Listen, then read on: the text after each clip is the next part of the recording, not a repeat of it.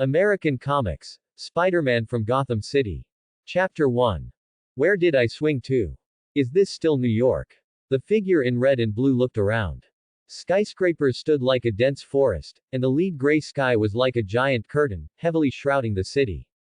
Raindrops, like broken strings of pearls, constantly streaked across the city, yet only made the mist between the tall buildings thicker, as if it were a ferocious beast, baring its fangs and claws to devour everything. The air was mixed with an indescribable smell, like cheap whiskey, or leftover air freshener, or even the lingering scent of vomit, making one nauseous. I haven't stumbled into some major event, have I? Wong Parker shrugged. It's like I've trespassed into heaven. All in all, it's best to figure out where this place is. No sooner had he spoken than a plea for mercy came from nearby. Let me go, please. A pleading voice came from the corner. Oh, that's right, and you, my friend, you just stay here. The plea for mercy suddenly grew louder. A black man was stuck to a gray wall with webbing, the area around one of his eyes appearing darker than the rest of his face. Struggling sounds continued in the dark alley. I'm sorry, although I'm not a fan of bondage, I'd still like you to calm down here. Wong Parker flicked his wrist, and webbing shot out like lightning, flying directly towards the mouth of the man on the wall. Splat. A bit too much, friend. See you later. Webbing shot out, and the red and blue figure swung away, disappearing from the alley in the blink of an eye. Wong Parker squatted in Spider-Man's signature pose on the rooftop of a tall building, overlooking the city. I think I might know where this is. Above the tall buildings, a beam of light pierced the sky, with the Batman symbol suspended within it. Please, am I not Spider-Man? Where have I been sent? Hey, what about the golden finger? What about the cheat? Where's the Transmigrator Management Association? The art style of Spider-Man and Gotham are clearly different, hey. Wong Parker, a transmigrator with 2 transmigration experiences. In his previous life, after watching Spider-Man Across the Spider-Verse, on his way home, he was used as a speed bump by a large truck while saving a little girl. When he woke up again, he found himself a student at Midtown High School named Wong Parker. As if a small joke played by fate, Wong Parker was bitten by a spider at an exhibition and, like countless Spider-Men, awakened his abilities. After feeling the power contained within his body, he understood his identity and became a Spider-Man, inheriting the fate of all Spider-Men, constantly losing everything. However, fate probably didn't expect that Wong Parker would swing out of the Marvel Universe during one of his swings. Wong Parker turned around and leapt, jumping off the tall building.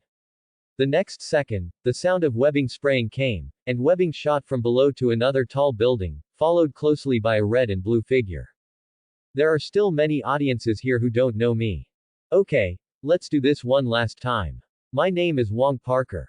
I was bitten by a genetically modified spider. In the years since I transmigrated, I've been the only superhero in New York, and the only Spider-Man, the one. The rest, I think I don't need to say, you can probably guess. With great power comes great responsibility. I saved that city again, and again. I've been through a lot, become everyone's hero, and received many flowers.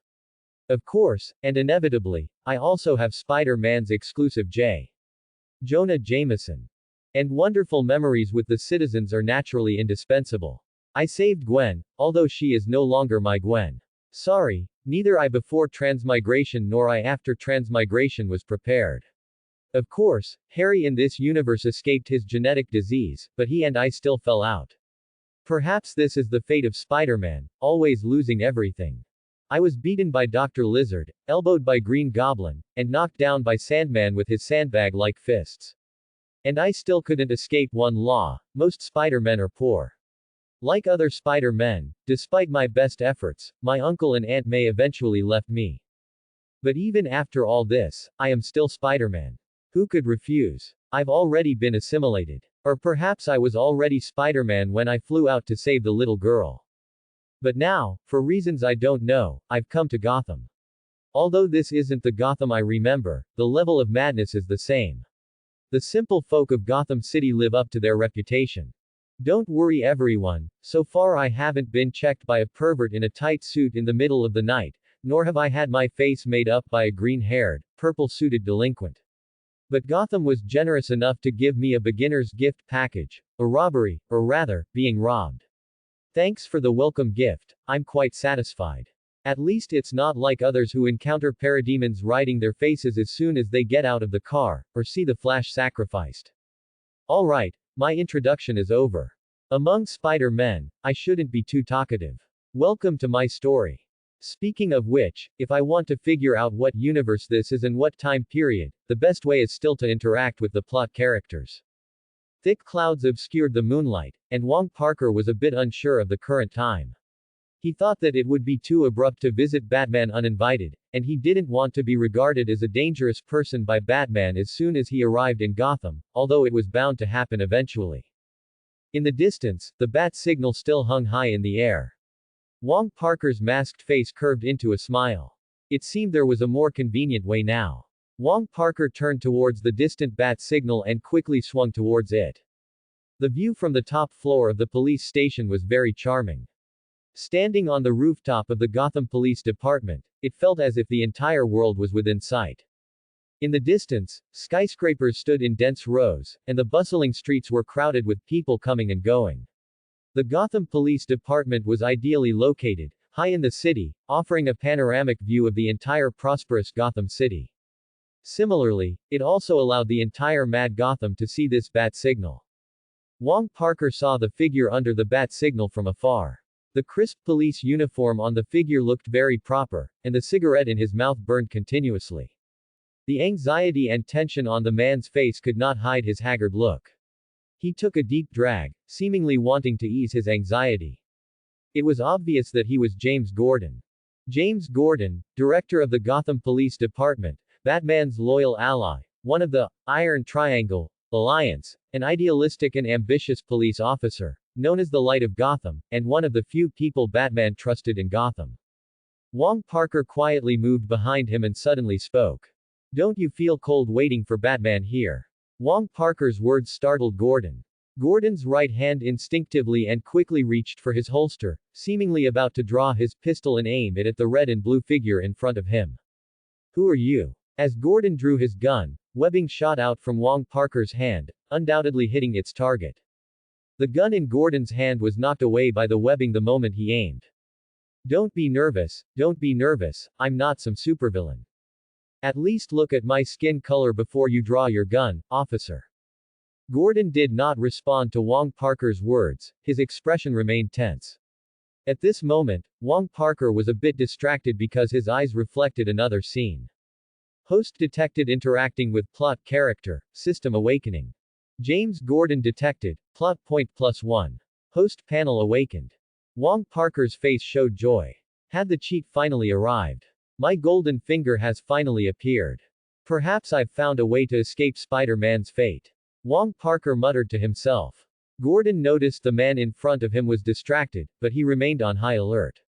In Gotham, no one wearing a uniform who managed to survive was not a fooled madman, not even Batman. "Who are you?" Gordon braced himself, his police uniform creasing with his movements. The eyes on Wong Parker's Spider-Man suit narrowed. Half of his red and blue suit was obscured by the night. The lines of the suit leapt out in the dim light. The strange man in Gordon's eyes slowly emerged from the shadow. "I am Vengeance. I am the Night. And your friendly neighborhood, Spider-Man. 1%, 20%, 3%, 100%. Reversal system has finished loading. The reversal system is here to reverse everything. Please gain reversal points by reversing undesirable plotlines and change everything, Spider-Man." Wong Parker silently thought. System, open the panel. Panel opened. Host, Wong Parker. Identity, Spider-Man, Transmigrator. Abilities, Super Strength LV3. Superhuman Physique LV2. Spider Sense LV4. Spider Combat Arts LV2. Talents, Transmigrator, one who is watched. Your two transmigration experiences might not be coincidental. Tech Genius, most Spider-Men are geniuses, and you are no exception. Totem Power, Spider Exclusive Totem Power, perhaps it can assist you in the future, not activated. Plot Points. 1. Reversal Points. 0. Evaluation. A weak transmigrator who, after experiencing the fate of a spider, became a qualified Spider-Man. But was that truly the fate of Spider-Man? Regardless, you, who defeat various villains but still live a messy life, should be called Spider-Joker Man. If I want to reverse Spider-Man's fate, do I also have to reverse the fate of others? I might be able to prevent tragedies, or... Wong Parker's gaze towards Gordon gradually changed. After all, he, who saved Gwen and Harry, was not some goody two-shoes Spider-Man. How is this reversal determined? Will beating him up have an effect? The atmosphere on the rooftop gradually solidified. Even though the eyes of the person in front of him were covered by a mask, Gordon still felt the dangerous aura he was emitting, an aura that sent shivers down his spine. Who exactly are you, and what do you want here? Gordon shouted. Gordon was full of vigilance towards this uninvited dangerous individual. When will Batman arrive? The current situation, perhaps only the bat signal could bring Gordon some comfort. He couldn't help but move closer to the bat signal. Since its inception, the bat signal has always shone upon Gotham's sky. It is one of the few lights in Gotham's night, and also one of the ways to deter criminals. Gordon hoped this light would prevent this strange person from acting rashly. Gotham is monochromatic, painted entirely in black. Drug dealing, gambling, and violence permeate Gotham. She is also diverse. Gotham has nurtured too many criminals, and likewise, various heroes. Gotham has never truly awakened, just as she has never truly slept. In the past few years, Gotham has become increasingly murky. The joint efforts of Batman and Gordon have stirred various waves in Gotham. While Batman protects this city with violence, various criminals have emerged one after another. Scarecrow, who commits crimes with fear gas, Penguin, who inherited and plundered Falcone's underworld empire, Mr. Freeze, who gradually went mad trying to save his wife, Bane, who always wanted to hunt Batman with venom, and the embodiment of madness in a dark purple suit, Joker. Some say Gotham is DC's landfill, that Gotham's sewers are full of rats, cockroaches, flies, mosquitoes, and all sorts of vomit and excrement, but Gotham is all sewers. Sin sprouts and grows in this city, and evil spreads wantonly here. Others say Batman attracts Gotham's criminals.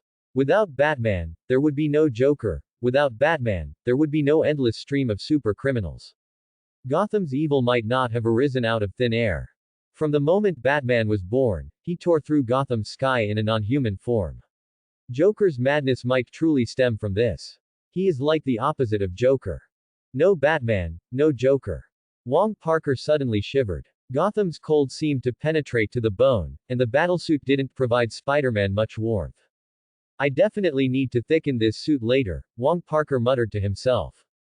Getting back to the point, I mean no harm. I'm just here to seek help from Batman. I haven't hurt you yet, have I? Gordon's body relaxed a little upon hearing this, though he still appeared tense. Perhaps, as he said, this, Spider-Man, hadn't hurt him yet. Wong Parker looked at the panel, and the information displayed made him a little uneasy. Status. New fear toxin compared to the original model, it causes more anxiety, but prolongs the onset of fear. Intoxication level, 67%. Did I get infected as soon as I arrived in Gotham? Wong Parker's heart sank. Surely not half of Gotham is infected. Please, this isn't a good sign. Wong Parker spread his hands, a helpless expression on his face. As Wong Parker said, the probability of half of Gotham being infected was not zero. If it weren't for a special situation, Gordon probably wouldn't have lit the bat signal. Perhaps you need a little help. Your friendly neighborhood Spider-Man is always a good friend to residents, and I never spare my strength. At this moment, a sharp pain quickly climbed into Wong Parker's brain, and his spider sense continuously warned him. Spider-Man. A muffled voice came from behind him, just as he had startled Gordon earlier from behind. Bruce Wayne detected, plot points +1. World destruction factor detected for the first time, reversal points +1. Rain in Gotham was like dark ink, or black blood, viscous and thick. It slowly slid down his battlesuit. Wong Parker's battlesuit clung tightly to his body, but this didn't give him much sense of security. With cold, unadorned, undenying, and unquestioning words, a silent pressure swept in, Gotham's rain grew heavier. His spider sense still hadn't stopped warning him. Bruce Wayne, no, Batman. Even if he was just a mortal, Batman still posed a huge threat to Spider-Man. Wong Parker suddenly turned around, and a pure black figure stood there. The white, pupil-less eyes stung Wong Parker, their cold gaze burning in the rain. The sky suddenly roared, and lightning illuminated his distinct muscles. A cape, wide like Batman wings, fell over his shoulders, and the pointed ears on his head unmistakably announced his identity, Batman. Rain continuously dripped, tracing Batman's pointed ears and flowing down his jawline. Wong Parker's spider sense hadn't detected his arrival earlier, perhaps he had been there all along, or perhaps he was always there. Great, you're finally here. Gotham needs you now. Batman didn't respond, he remained standing still. His gaze also never left the red and blue figure. A batch of illegal goods has appeared at the docks, filled with fear gas. My men can't get in right now, Gordon quickly explained the situation to Batman. Wong Parker looked at Gordon. Hey, you can't ignore me, Commissioner. Spider-Man can also provide help for you. I'm everyone's good neighbor, wouldn't you say, Bat? Spider-Man looked back, and the spot where Batman had stood was already empty, as if no one had ever been there. A Batman-style exit, isn't it? Wong Parker looked at Gordon, raising his fist. Commissioner Gordon, if you don't tell me where the docks are now, believe me, you won't want to see fists the size of sandbags. After a friendly exchange with the commissioner, a webbing shot from the rooftop, and then a figure likewise flew out. Good night, Gotham. Welcome Spider-Man. First detection of world destruction factor, reversal point +1. Wong Parker looked at this sentence with a solemn expression. World destruction factor. What does it mean? Is this world destined for destruction? Is Batman the source of the world's destruction? Then who can save the world? Webbing shot out continuously, but the thoughts in Wong Parker's mind didn't lessen much. If this is a negative universe, then whatever I do will develop in the worst direction. This universe might not be worth saving. Perhaps I should think about how to leave here. The scenes here might just be the afterimages of a world that has long since vanished. Wong Parker comforted himself this way. In his Spider-Man career, he hadn't always given up, he always resisted fate, but also constantly followed it. He saved Gwen and Harry, but he also watched Green Goblin die before his eyes, and watched Dr. Octopus die on the path of crime. Reversal system, can I really reverse everything? Having transmigrated here, I might still not be worthy of, with great power comes great responsibility, even now. Night deepened, and Gotham was once again stained by the night. The thick moonlight, like a messy pile of something, drizzled down on Gotham, like that. Da da da da da da. The muzzle flashes of automatic rifles illuminated Gotham's docks. The strong smell of fish mingled with the gunpowder of the guns. Several figures, some black, some white, moved among the containers. For some reason, the fog here was thicker than in other parts of Gotham. Are they on drugs today? Why are they so fierce? A figure in a tattered suit was pushed back by the enemy's gunfire. Hey, what's his name? Joe something. Oh, right, Johnny. Show those little punks on the other side how it's done. Let those dogs raised by Scarecrow know we're not to be trifled with. As he spoke, a grenade was handed to a younger figure. This figure was crouched behind a container, from which foul odors emanated through its holes. Johnny looked at the grenade in his hand, his eyes red. If I can break through their defenses, will my younger brother have a better life? The tattered suit turned back and looked at him with a surprised gaze. At least it won't get worse. Whoosh! A bullet grazed Johnny's face. The moonlight of Gotham made his face appear somewhat red. He clutched the grenade in his hand, tore open his shirt, and quickly hid the grenade in the lining of his shirt. He was like a scrawny monkey, concealing his figure under the cover of night. A ragged monkey entered his jungle. Perhaps next time they met, he should be called Skinny Monkey Johnny, if he could survive. In Gotham's gangs, only those who kept living deserved their nicknames. Why would someone like Johnny be in Gotham? Does he even have a younger brother? Of course not. Where would he get a younger brother? He's killed who knows how many people for his so-called good brother. I'm so sick of this. Where are the normal people in Gotham? Are you? I'm a normal person raised by dogs. The burly man in the floral shirt yelled the last sentence at the top of his lungs, his voice like a saw cutting wood. After speaking, the burly man in the floral shirt reached out and fired a few shots, his gun furiously spitting fire at the other side.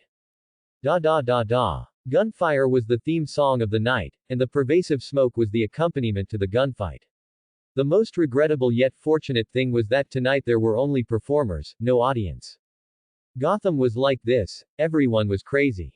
Crazy people were normal in Gotham, while normal people were the out-of-place freaks. Before Falcone's downfall, this city might have retained some basic order, but after the glory of the Romans faded, only madness remained. Why did the other side suddenly go silent? The man in the tattered suit suddenly asked. What should have been a collective performance suddenly became a solo. But this didn't bring the performance to a climax, what followed was only unspoken silence. Then do you dare to peek? The burly man in the floral shirt spat. If you're not afraid of dying, you can peek, and then you can go to hell with that crazy guy who has a brother. I bet his ass would feel pretty good. The fog grew thicker. The docks were now a bit difficult to see nearby objects, although this didn't prevent everyone from aiming their guns at each other's heads. Is that so? Then I think you should look behind you. A voice with a hint of playfulness came. The tattered suit suddenly turned his head, but what greeted his eyes was a fist getting closer and closer. Bang! Blood, along with the man's face, flew out. Hello, I'm your friendly neighborhood Spider-Man. Are there any friends here who know me? Guns immediately pointed at Wong Parker's head, but faster than them was the lightning-fast webbing. Two strands of webbing shot out crisscrossing from Wong Parker's hands, precisely adhering to the rifles of two gunmen. Good kids playing with guns won't be able to hold it in when they sleep at night. With a powerful tug of both hands, the rifles slammed into the jaws of the two gunmen respectively. Da da da da da. Bullets rapidly sprayed in Wong Parker's direction, volleys of bullets flying. But equally fast was a red and blue figure. The bullets futilely shot at the containers, making a clinking sound. Wong Parker's figure flashed past, quickly disappearing into the crowd. You dog-raised freak, where did this weirdo come from? The burly man in the floral shirt cursed furiously. A strand of webbing attacked from an unknown direction, swiftly shooting towards a gunman's ankle. The webbing suddenly tightened, and with another pull, the gunman fell to the ground in an instant. The burly man in the floral shirt sprayed wildly, trying to locate Wong Parker. But this was futile. Guns had no effect on a Spider-Man who had soloed villains like the Sinister Six.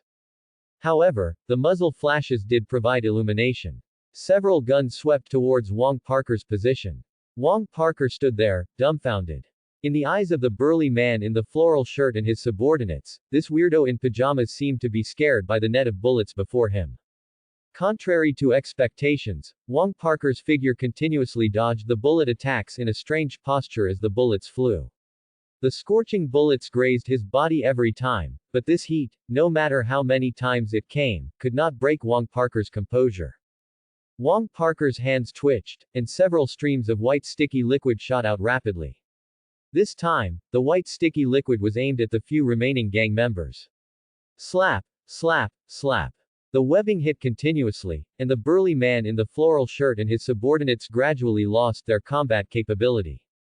Suddenly, Spider-Sense gave a warning. A grenade flew from an unknown corner. Simultaneously with the grenade, Wong Parker's webbing flew out. The tough and sticky webbing instantly adhered to a container behind. Whose grenade is this? Pong! Wong Parker flew out, followed closely by a fierce heatwave. The raging fire burned fiercely, but it did not illuminate Gotham's night. Wong Parker looked in the direction the grenade had come from. There, a thin figure lay on the ground, his breath weak, muttering incessantly. Wong Parker was somewhat puzzled and impressed. Before long, the thin figure stopped breathing. Weren't they on the same side? Why are they killing their own people? Gotham truly is full of lunatics. Where in Gotham isn't there a lunatic? Status. New fear toxin compared to the original model. It causes more anxiety but prolongs the onset of fear. Poisoning level, 89%. For a fledgling Spider-Man, death was not an uncommon topic. Spider-Man's first appearances were always about salvation, and more salvation. Then, loss, again and again and again. Death was just commonplace. He was already a mature Spider-Man, a Spider-Man who had long since lost everything. The events at the pier didn't stir any ripples in Wong Parker's heart. Had he grown accustomed to it? Or had the Spider-Man who came to Gotham gradually gone mad? Status. New fear toxin causes greater anxiety compared to the original model, but prolongs the onset of fear. Poisoning level, 92%. Spider-Man's debut in Gotham had come to an end, or perhaps it had just begun. The small gang shootout had been dealt with incidentally. Thanks to the system's prompt, Wong Parker knew that the mastermind behind this incident had yet to appear. Scarecrow was not an easy opponent for a street hero. Every high IQ criminal was the hardest boss for Spider-Man to defeat. His quips only worked occasionally, and his punches always seemed to lose their power when dealing with them. Of course, how to deal with Scarecrow was not something he needed to consider. After all, there was Batman, wasn't there? As for how the great Wong Parker knew where the pier was, Gordon certainly didn't say, but there was one more poor, heartbroken soul in Gotham's alleys. If one could ignore the webbing residue on him. Wong Parker slowly walked towards the dense fog. Thick fog didn't necessarily mean the villain was ahead, but the sense of danger his spider sense picked up from ahead wouldn't lie. Pier warehouse. The fishy smell here was much stronger than expected. The dim lights, shrouded in fog, only appeared even more faint. Water ripples gently rose and fell under the moonlight, gradually spreading outwards, only to be swiftly swallowed by Gotham's darkness.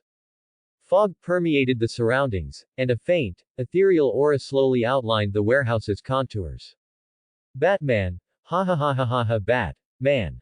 Jonathan Crane howled. He was wearing tattered protective gear, with a large iron-like tank strapped to his back, connected by a tube to the sprayer in Scarecrow's hand. Scarecrow, Gotham's supervillain, was a psychology professor in Gotham City before becoming a supervillain. As for why he became a supervillain, it certainly couldn't be separated from a cliché backstory, unloved by his parents and abused since childhood. Batman, my dear Batman. Scarecrow looked at Batman in front of him, wailing incessantly, even though he was currently at an advantage. Admit it, Batman, you're just a freak like me. The only difference between you and us is, there is no difference. Ha, ha ha ha ha ha. Manic laughter echoed through the warehouse, and the silent black figure made the warehouse seem monotonous and hollow. Batman's body was covered in wounds of varying depths. The surrounding toxin seemed to rush into his wounds, yet it also seemed to be swallowed by Bruce's injuries. Batman plus Scarecrow equals what? Ha ha ha ha ha ha, equals a Scarecrow. Ha ha ha ha ha ha ha ha ha. Scarecrow's eye sockets trembled slightly, and his gaunt finger pointed at Batman, who was kneeling before him. Suddenly, Batman's fist clenched, and he threw a powerful punch. Scarecrow, along with his iron tank, flew backward instantly. Bang! That was the sound of Scarecrow hitting the wall. He ha ha ha ha ha. You're getting agitated, Batman. Scarecrow stood up, continuing his frantic cries.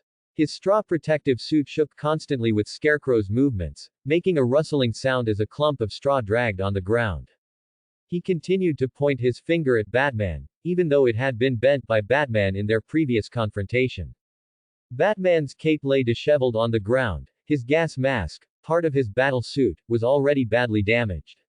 He was uncontrollably gasping for air, but inhaling the toxin brought no momentary relief to his body. Fear and anxiety slowly crept into his eyes. His hunched body kept crawling towards Batman, his shoes making a grating sound on the floor. Scarecrow's shadow grew larger under the moonlight, the shadow forming a giant hand reaching for Batman. Just then, a whooshing sound arrived. Your friendly neighborhood Spider-Man has arrived, everyone clear out. As soon as the words fell, a red and blue figure shot forth, and several strands of webbing followed. Thwip! The webbing firmly blocked Scarecrow's toxin sprayer, simultaneously with Spider-Man's lightning-fast body. Scarecrow looked at Wong Parker with surprise, but this sudden figure in his eyes did not collide with him. Instead, he swiftly darted past Scarecrow's figure and rushed towards Batman. Again, webbing flew out, but this time its target was Batman in the center of the warehouse. Wong Parker pulled him in front of him and scooped him up. Wong Parker gave a forceful toss, and Batman was flung out of the warehouse, rolling on the ground several times, his black cape covered in dust. Sorry, buddy, I think my move here made you more disheveled than any other villain has. Wong Parker spread his hands. But now, Spider-Man will take over the battlefield. Spider-Man turned and walked towards the warehouse. Wong Parker's Spider-Man suit's eyes narrowed. It's spider time now. The fog in the warehouse did not dissipate with Batman's departure. Scarecrow continued to spray his toxin with impunity. Jonathan Crane muttered to himself in the warehouse. Batman ran away. Ha! Next I will be the king of Gotham. Before he could finish, another voice came. Next, you'll be Spider-Man's defeated foe. Scarecrow was silent. Wong Parker's response was a glass bottle full of toxin. Webbing instinctively shot from his wrist, sticking to the glass bottle. Wong Parker reached out and grasped the bottle. You defeated Batman with this. I'll defeat you with this, Jonathan Crane said. His voice came from an unknown direction. In the blink of an eye, Wong Parker had lost sight of him. So, is it hide and seek time now? Well, Spider-Man won't lose. The glass bottle in Wong Parker's hand suddenly shattered. Yellow-green toxin spread from his hand. His heart suddenly contracted, and his spider sense stung Wong Parker's head with pain. The toxin on his hand constantly churned, climbing down his Spider-Man suit. Scarecrow's figure emerged from the thick fog. Spider-Man. A bug. Have you ever been eaten by a little bird? Ha ha ha ha ha ha. Wong Parker turned and rushed towards Scarecrow. Take this, my Spider-Man face-breaking punch. Wong Parker's body flew towards Scarecrow, the whooshing sound seemingly whistling in his ears. Pong. It wasn't the sound of Scarecrow being hit. Wong Parker's fist didn't hit anything. His missed punch made him lose his balance and fall to the ground. Several more glass bottles exploded around Wong Parker. A bug. A tiny little bug. Ha ha ha ha ha ha. How much longer can you struggle? Scarecrow's figure gradually became illusory. He slowly walked towards Spider-Man. Wong Parker's gaze gradually lost focus, and Spider-Man's hands fell limply. Fall into the most primal fear. Status. New fear toxin. Poisoning level. 100%. Dazzling light streamed through the curtains onto the edge of the bed, and the aroma of toast wafted from the kitchen towards the bedroom, creeping over the threshold, pulling back the covers, and tickling the nose of the indescribable form beneath. Ring ring ring, ring ring ring ring. The alarm clock's sudden blare made the covers twitch. The person inside was clearly woken. Ring ring, smack. A hand emerged from under the covers, silencing the alarm's performance, followed by continuous wiggling beneath the covers, which eventually fell silent. Another sun had risen. A slightly faded shirt, black trousers. Wong Parker looked into the full-length mirror. Deeper eyes met his gaze before his black hair did. His sculpted features were prominent in the mirror, with a few freckles scattered near his nose. Today is a new day. Wong Parker walked out of the room. Good morning, Aunt May. Good morning, Uncle Ben. A shadow moved in the kitchen. Aunt May, wearing an apron, spoke after hearing Wong Parker's voice. My little Parker, did you stay up late again last night? Remember to go to bed early next time. Okay, Aunt May. Uncle Ben sat at the dining table, reading the newspaper. He didn't look up at Wong Parker, only occasionally glancing towards the kitchen. Wong Parker naturally sat down at the dining table. Aunt May, what's for breakfast today? Just then, Aunt May emerged from the kitchen, carrying 2 plates, her figure slender. Aunt May always wore her signature smile. Today we're having your favorite toast. That's great, Aunt May. It's been too long since I've had it. I'll remember this taste no matter how many years pass. Wong Parker seemed a bit impatient, pulling out a chair and sitting opposite Uncle Ben. Aunt May stood behind Wong Parker, her hands resting on his shoulders. Uncle Ben, I miss you so much. Uncle Ben flipped through the newspaper in his hands, not responding.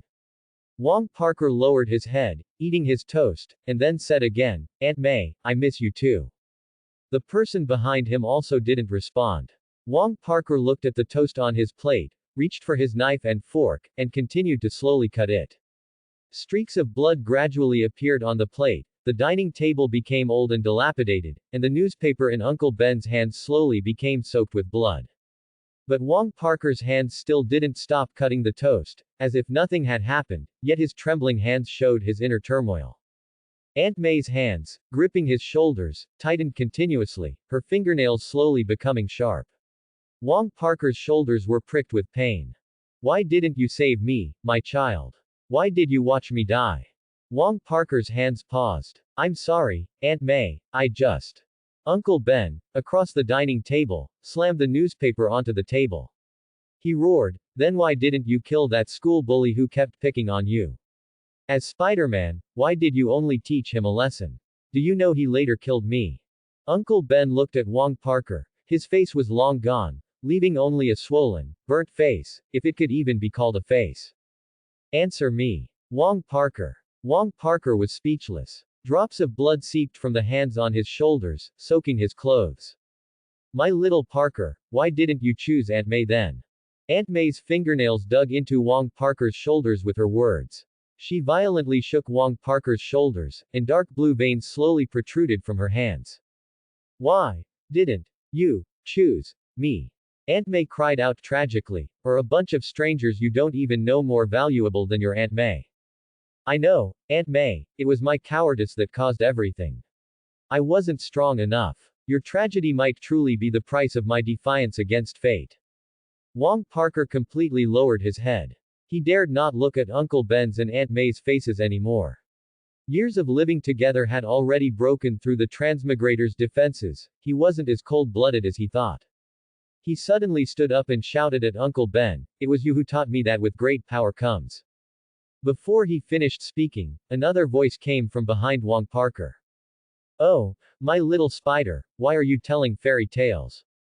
The familiar voice set off alarm bells in Wong Parker's heart. He couldn't help but turn around. What met his eyes was Norman Osborn's perpetually upturned smirk. Look at you, little spider, why have you become so disheveled? Is it because Aunt May isn't here to hand you a towel now? The Green Goblin's voice was like venom coated in honey, and images of his time with Aunt May slowly surfaced before his eyes. The Green Goblin suddenly leaned close to Wong Parker's face, his eerie green eyes staring fiercely at Wong Parker. I'm very curious, did that lovely Aunt May never discover your identity from beginning to end? The Green Goblin paused, then continued, or did she wholeheartedly support your endeavors? And then watched as you chose between her and others, pushing her towards death. Wong Parker abruptly looked up, his pupils instantly dilating. No, I'm not. Seeing this, the Green Goblin gave a satisfied smile. Wong Parker again lowered his head, letting the Green Goblin's breath swirl around his head. For your ridiculous hero dream, you chose to abandon your Aunt May, didn't you? The Green Goblin's words were like a venomous snake flicking its tongue. They stung Wong Parker's heart like a bee's deadly barb. Norman Osborn suddenly punched Wong Parker. Wong Parker was instantly knocked to the ground. Why aren't you fighting back, little spider? Wong Parker's eyes were a bit unfocused. Norman Osborn's words suddenly became intimate and sweet. Good boy, did I make you think of your Uncle Ben? Hearing this, Wong Parker struggled to get up, but couldn't. Norman strode over, kicking hard with his foot. Po! The tip of his shoe collided with Wong Parker's stomach. Wong Parker clutched his stomach, seemingly wanting to say something. My good nephew, are you not fighting back because you're afraid of killing me again? The figures of Aunt May and Uncle Ben slowly emerged. The three of them, forming a triangle, firmly trapped Wong Parker in the middle. Their faces gradually became uniformly hideous. Their curses and accusations continuously poured into Wong Parker's ears. Wong Parker ignored them. He slowly stood up. This time, he wasn't stopped. I made many mistakes. As a transmigrator, I was always so arrogant, thinking I controlled everything, always losing without realizing it. Wong Parker's gaze gradually firmed. He looked at the three of them individually and continued to speak. But I never regret it. Didn't you teach me? With great power comes great responsibility. The faded shirt on Wong Parker's body gradually receded, replaced by a red and blue suit. His hands clenched into fists, and the spider symbol on his chest glowed even brighter, illuminated by the surrounding red. He slowly put on his mask, covering his face, his tear stains, and also Wong Parker. The white spider eyes on the suit slightly contracted. This is not an ending or a finish line. I will reverse all of this. I am Spider-Man. The scene before him gradually shattered, and his spider sense returned to his body. Spider sense LV4 to LV5. His spider sense warned him again. The familiar sting returned to him once more. Wong Parker clenched his fist, suddenly swinging it to the right. I will break fate, I will break all of this. Uncle Ben, Aunt May, and everyone else I've let down, wait for me. Wong Parker clenched his fists and swung violently to the right, I will break fate, I will break all of this. Uncle Ben, Aunt May, wait for me. Bang. A solid impact resonated from the punch. For Scarecrow, it was naturally his face that felt a similarly heavy blow. Scarecrow's figure flew back but quickly stood up again. Wong Parker looked at Scarecrow, his fists clenched. It's time to settle the score, Scarecrow. Scarecrow touched the nosebleed on his face and let out an unpleasant, strange laugh at Wong Parker. My, ha ha ha, little spider. Scarecrow's voice was like a leaky bellows, producing a whooshing sound. Scarecrow pulled out the somewhat jammed nozzle, ignoring the metallic taste of blood from his nose and mouth. He shouted, I am Scarecrow. A monster from this cesspool of Gotham, nurtured by Gotham. Scarecrow raised the nozzle and looked at Spider-Man. I've already defeated Batman. Will you be my next trophy? Wong Parker also looked at Scarecrow, his eyes fixed on his every movement. The webbing is already waiting, Spider-Man responded.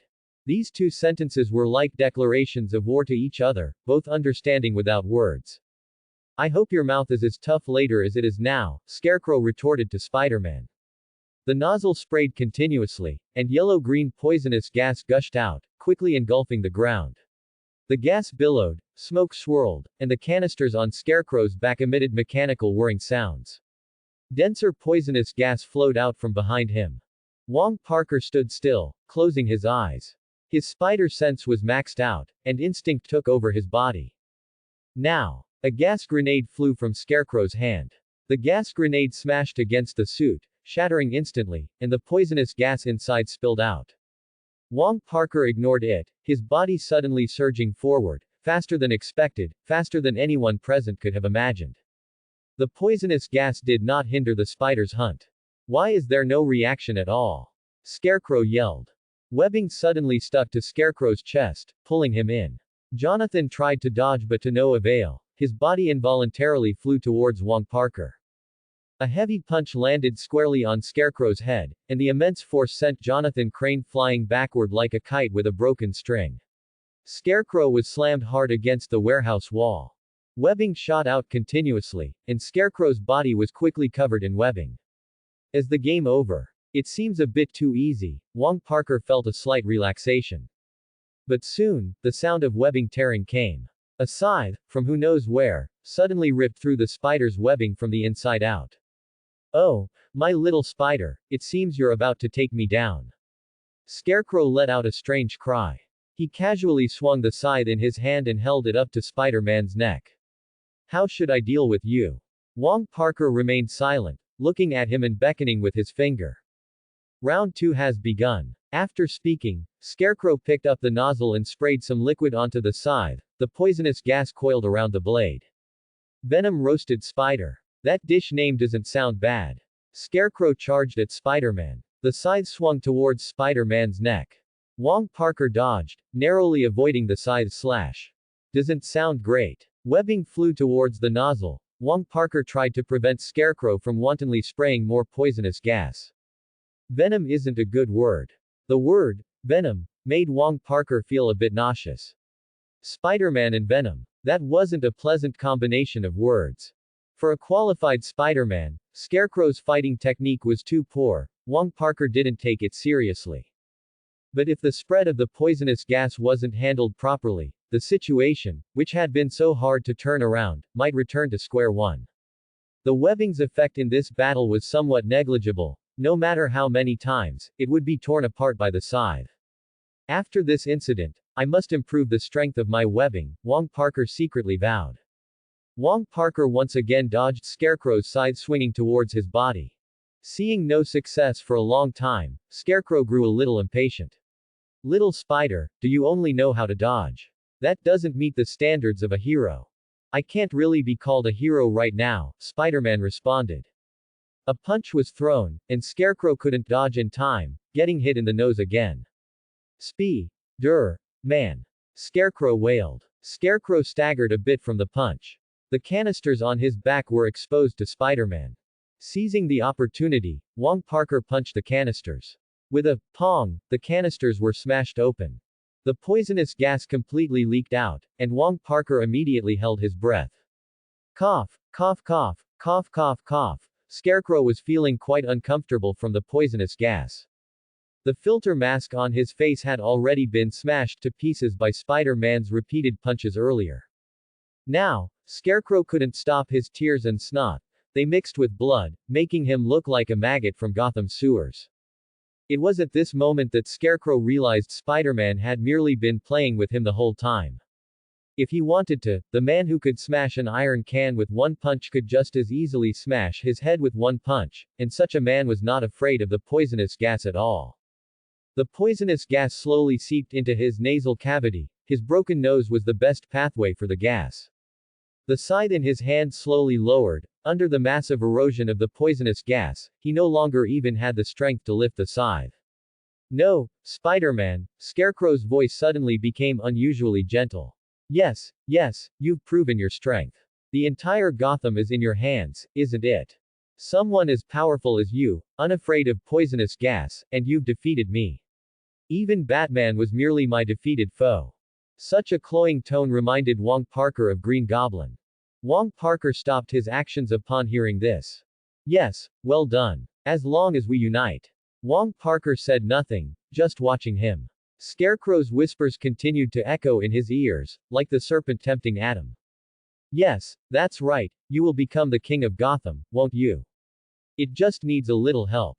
His hunched body now appeared even more fawning, his face revealing fanaticism and expectation. With such strong abilities, and with my assistance, you will have everything. Wong Parker's fist was his response. The fist enlarged in his pupils, one punch, then another. No. The spider continuously threw punches, and Scarecrow's face was repeatedly battered. Great power does not mean greater power to me. Moonlight swept down over Spider-Man's body. He looked into Scarecrow's eyes. With great power. Figures flashed through Spider-Man's eyes, finally showing a scene of Uncle Ben, Aunt May, and himself, his family, gathered together. Then, a punch was thrown. Comes great responsibility. You will never understand. Wouldn't that be a bit much? For a supervillain, such an ending is a bit too lame. Wong Parker stroked his non-existent beard. Following his gaze, the warehouse walls were covered in white webbing, and undoubtedly, wrapped within it was our Scarecrow. Gotham had another victim strung up on a wall. No, don't, please, Scarecrow continuously begged for mercy. Clearly, he had also fallen victim to his own fear gas. All right, you can finally quiet down for a bit, can't you? The great Spider-Man has granted you a few days of vacation. Wong Parker spread his hands. Wong Parker looked at where he had thrown Batman. Batman was still curled up on the ground, his brows furrowing occasionally, his tattered cape draped over him. At this moment, he looked more like Bruce Wayne than Batman. Beep, beep, beep. The rhythmic siren broke the silence of the warehouse. Wong Parker looked at the scarred Batman. Looks like we need to get out of here first. Wong Parker walked forward, scooped up Batman, and quickly ran outside. As for why he didn't use webbing, you don't need to ask me. The buildings at the dock were too flat, there was nowhere to swing. First defeat of Scarecrow, reward, 1 plot point. Shop unlocked. Wow, the system, which had no sense of presence, finally appeared. Wong Parker looked at the panel.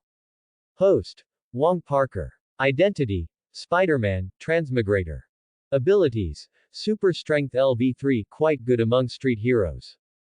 Extraordinary Physique LV2, looks like you're still lacking in areas other than strength. Spider Sense LV5, one of the strongest among Spider-Men.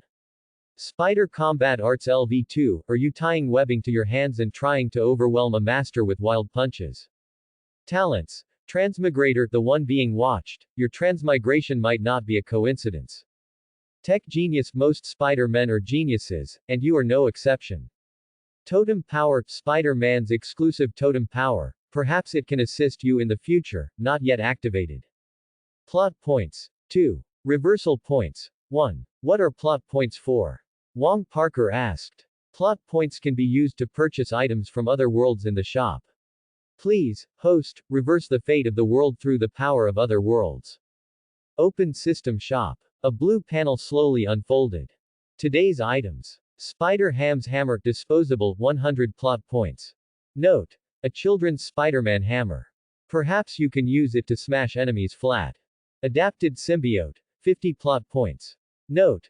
Custom made an adapted symbiote for the host. Miles Spider-Man's invisibility ability. 10 plot points. Note. Don't even think about using it for bad things. Tom Holland Spider-Man's nano-suit battle-damaged version. 1 plot point. Note. Every novice Spider-Man or poor Spider-Man needs this. I'm not talking about you on purpose. Why is it all Spider-Man stuff?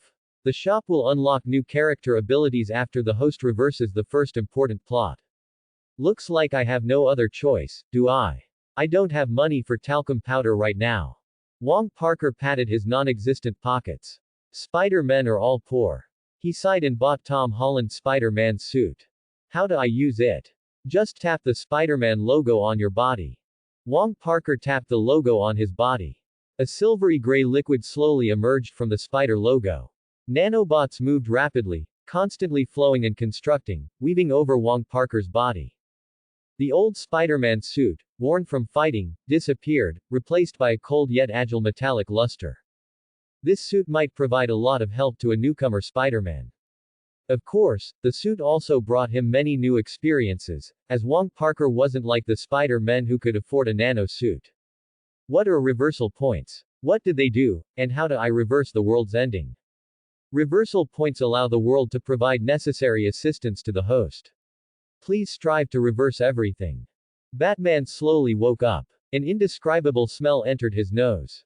He straightened his body and looked around. Damp, cold bricks exuded a smell of decay. The ground was covered in cigarette butts and broken bottle shards. Vomit was the most common thing here. Curses continuously drifted in on the wind. The cold moonlight swirled outside the alley but couldn't penetrate it. All of this felt like he was back on that night when he was 8 years old. Are you finally awake? Batman turned his head, his hand unconsciously reaching for his belt, but Wong Parker's hand was faster. He grabbed Batman's wrist. This isn't the attitude to have towards your savior. Batman looked into Spider-Man's eyes, as if trying to see through his suit into his heart. Wong Parker broke the silence first. So how do you usually deal with the fear gas? I am Batman. Quote. Wong Parker silently typed a question mark. Where's Scarecrow? Batman retorted. Wong Parker crossed his arms, feigning profoundness. I am Spider-Man. Batman was stunned for a moment, then said, I'll come find you later. Wong Parker kicked away a nearby trash can. Then contact me anytime if anything happens, but I still need your help with one thing. I don't have. Wong Parker looked back, and Batman's previous position was already empty. So where am I staying tonight? The night was deep, and moonlight shone upon the quiet Wayne Manor, but tonight's protagonist was not it. Inside the Batcave, Bruce Wayne, still in his black bodysuit, looked at the large screen in front of him.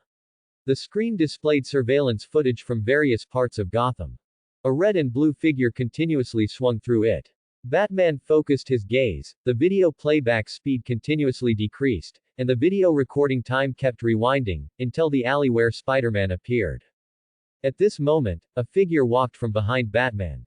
He was dressed in a black tuxedo, his bow tie meticulously tied, his lean and tall figure unable to hide his professionalism. Everything was so perfect, except for his dwindling hair. Master Wayne, it's time for dinner.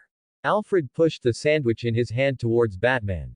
Put it aside, Alfred, Bruce Wayne responded. Bruce Wayne's eyes were fixed on the video on the monitor, his hands crossed, supporting his chin, still motionless. Seeing this, Alfred also looked at the screen in front of him. Oh, I'm sorry, Master Wayne, perhaps you should seriously consider expanding the Wayne family. Liking red and blue bodysuits isn't a good habit. Bruce tapped the screen, and Spider-Man's height, weight, and various comparative information appeared on the screen. The supercomputer screen continuously flickered. No record found. Perhaps I should formulate some plans, Bruce thought to himself. Alfred, holding the dinner in his hand, looked at the video and suggested, Master Wayne, perhaps you could look at this webbing. Bruce turned around. Alfred put down the dinner and pulled out a test tube from behind him. High-strength webbing. Bruce took the test tube, shook it, interesting material, but that's not what's important. The large screen behind him played video after video, until the image of Spider-Man continuously punching Scarecrow. You'll never understand. With great power comes great responsibility, a voice came from the video. With great power comes great responsibility, huh? Gotham might be due for some changes. Oh, what's that smell? It's much worse than the New York subway. The smell of decay was almost palpable, and dark green moss covered the walls. Wong Parker walked on the damp ground, his suit rubbing against it with a squeaking sound. Wong Parker sniffled. Who can stand the smell of a sewer? He tapped the emblem on his chest, and a silvery white liquid instantly covered his entire body. Activate air purification mode. As a current of air circulated within his suit, Wong Parker's nose felt much better. As a Spider-Man, Wong Parker had never imagined that he would one day be lurking in Gotham's sewers. Though, as a Spider-Man, he had spent plenty of time in sewers. I've completely given up on talcum powder, Wong Parker thought to himself. Spider-Man calling system. I am here. What if my suit gets damaged, or if the nanobots can't be recovered? A proportional deduction of plot points will be made based on the extent of the damage, with a maximum deduction of 1. Can I sell the suit I'm wearing? If the host can independently manufacture identical items, unlimited exchange for such items will be unlocked. Wong Parker continued to walk forward, his recent monologue echoing through Gotham's sewers. Footsteps emanated from below, then bounced off the walls. Why does it feel like something's following me? His spider sense tingled strangely.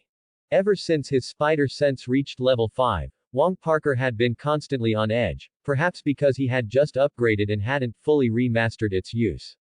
Or perhaps it was because danger was omnipresent in Gotham. The further Wong Parker walked, the more pronounced the feeling from his spider sense became. Hey, where are you? The great Spider-Man has come for you. Yes, that's right, it's your friendly neighborhood Spider-Man. As for why Wong Parker came to the sewers, that story begins a few hours earlier. Why does it always start with Spider-Man's monologue? Wong Parker spread his hands. With the help of a black friend he met on the street, Wong Parker found a seemingly reliable hotel. Of course, the money for the hotel was also voluntarily given by his black friend. Finally, I can relax, Wong Parker lay on the bed, utterly bored. Before anything strange happened, my impression of Gotham was quite good. A scream suddenly came from next door. Wong Parker instantly jumped out of bed, but his movement was interrupted by the groan that followed. Perhaps I should rest. It will be dawn soon. Wong Parker looked at the pitch-black sky outside and closed his eyes. The moonlight was gradually obscured by dark clouds, and faint footsteps echoed in the pitch-black room. Wong Parker lay on the bed, seemingly not sleeping soundly. The bedside cabinet was opened, and then the owner of the footsteps looked at Wong Parker, reaching out to unzip the backpack beside him. Wong Parker suddenly opened his eyes and reached for the hand reaching for his backpack. Click! The light switch was pressed by Wong Parker with his webbing. A small figure appeared before him. Wearing a tattered hoodie, the red on the clothes was almost gone, and the ragged garment was full of patches, with threads sticking out from the torn seams.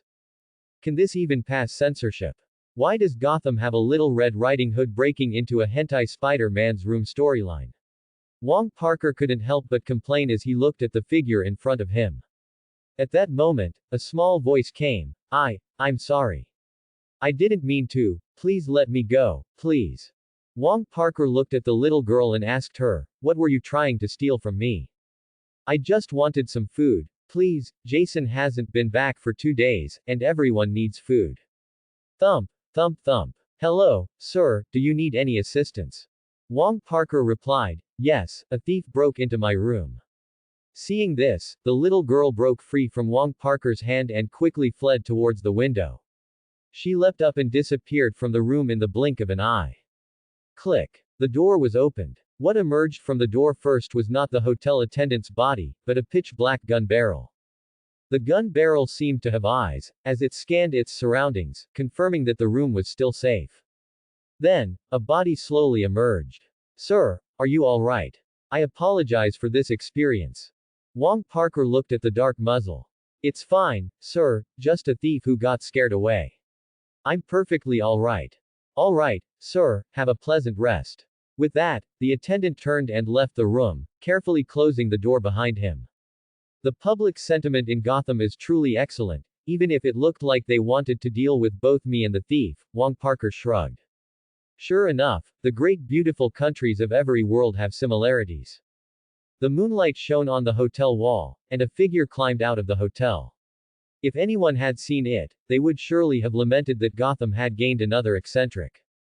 Wong Parker squatted on the rooftop in Spider-Man's signature stance. Where did she go? The white Spider-Man eyes on his suit narrowed with Wong Parker's eyes. Wong Parker closed his eyes, and his spider sense subtly stirred. Found her. Wong Parker instantly shot out. The little girl, wrapped in an old coat, quickly weaved through the crowd. Finally, she entered a dark alley. The girl peered around, saw no one following her, and quickly retracted her head, crawling through a small opening into an abandoned old garage. And above where the little girl had just been, Wong Parker was still squatting in Spider-Man's signature sitting pose. As the little girl disappeared into the old garage, Wong Parker quietly followed. Ginny, you're back. Did you find any food? Or did you find any news of Jason? A boy looked at the little girl returning from outside and asked excitedly. Ginny replied, I'm sorry, we'll have to go hungry again today. The remaining children in the warehouse continued to ask, what about Jason? Ginny looked at them without speaking, and the boy's face quickly fell. Our food ran out yesterday. If we don't find anything to eat soon, everyone will starve to death. The boy replied, it's all those fool adults' fault. If they hadn't taken Jason, we wouldn't have. A voice came from above the garage. So where exactly did they take Jason? As soon as the words fell, a red and blue figure, a strange person, jumped down from above the garage. I think you might need a little help. The children were on high alert. The boy who had just spoken with Ginny quickly pulled out a pistol and aimed it at Wong Parker. The atmosphere instantly solidified. He means no harm, Jack, put the gun down. Ginny was the first to break the silence. Can you help us? Ginny continued. The boy tugged at Ginny's sleeve and said to her, Ginny, we don't even know who he is. I saw him with Batman before. I think we can trust him. Ginny pulled away her sleeve. Wong Parker said to them, yes, I am everyone's friendly neighborhood Spider-Man. Now, tell me what exactly happened. So when did you see me and Batman together? Wong Parker asked. Ginny paused. When I was out looking for food, I saw you carrying Batman and running wildly. Quote. Spider-Man didn't understand and sent a question mark. Anyway, I think you can be trusted, the girl continued.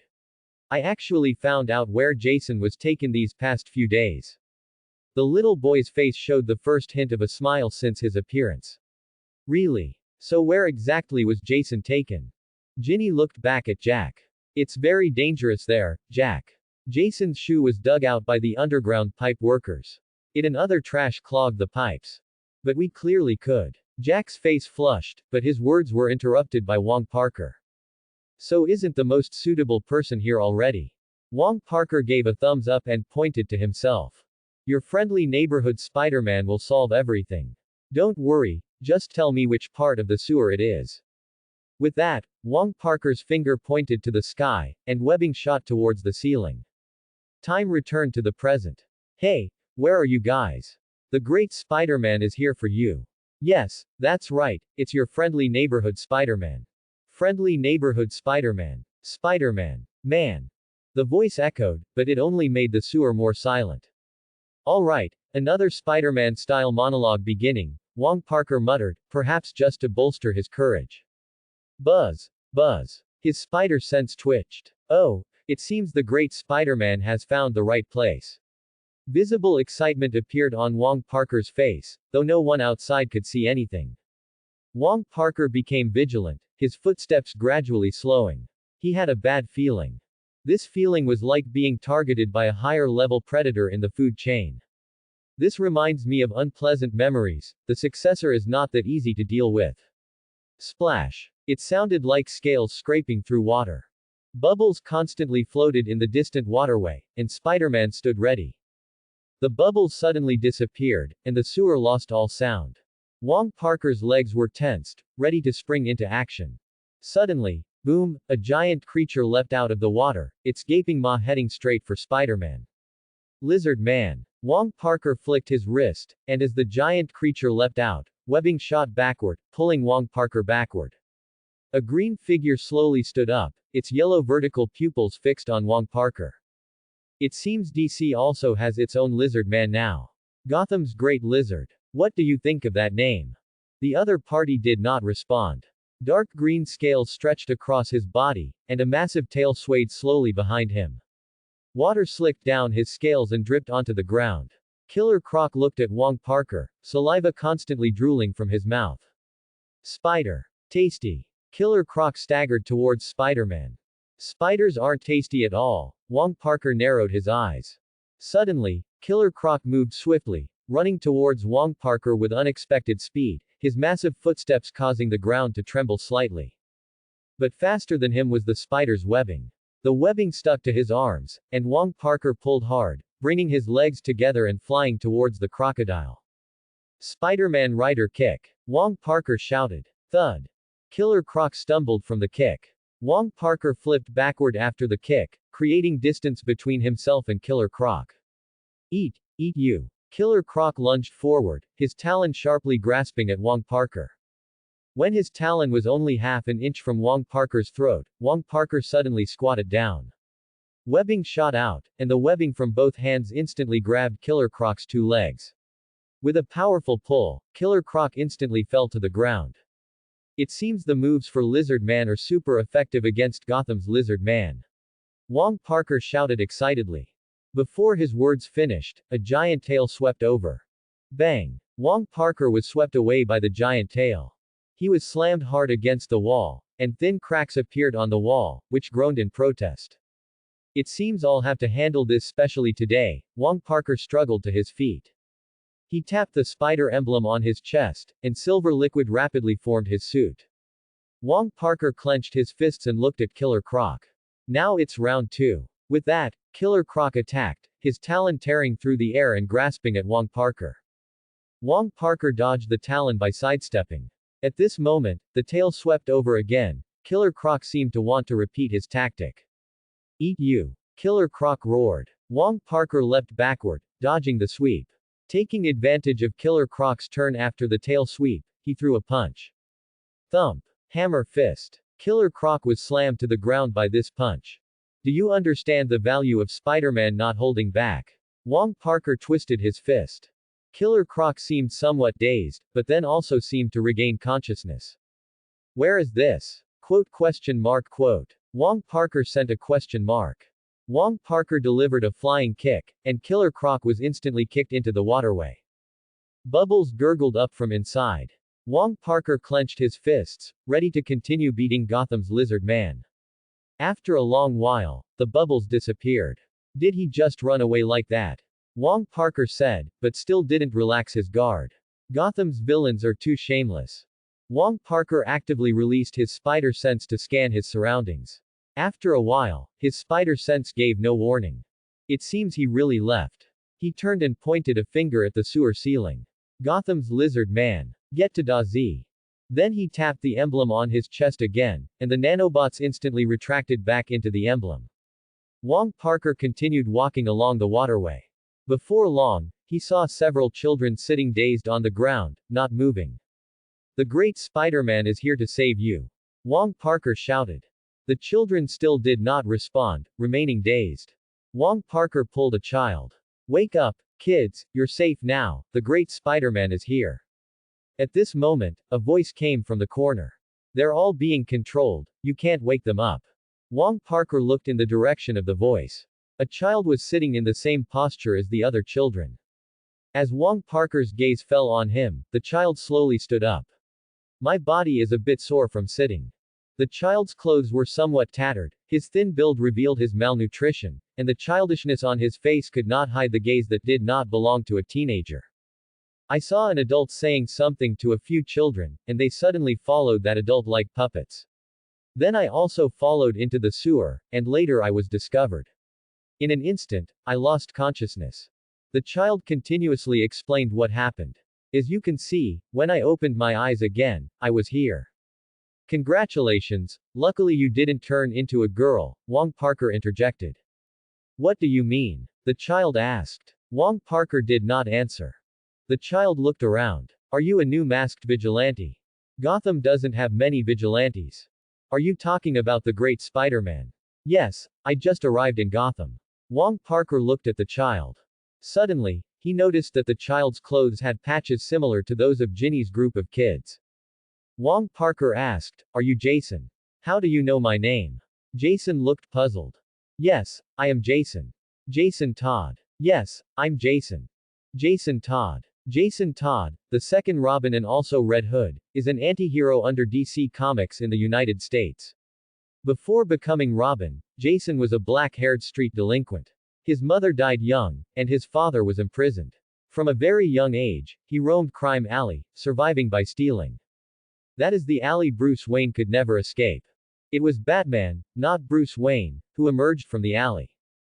When Batman came to Crime Alley to mourn his parents, he single-handedly dismantled 2 tires from the Batmobile.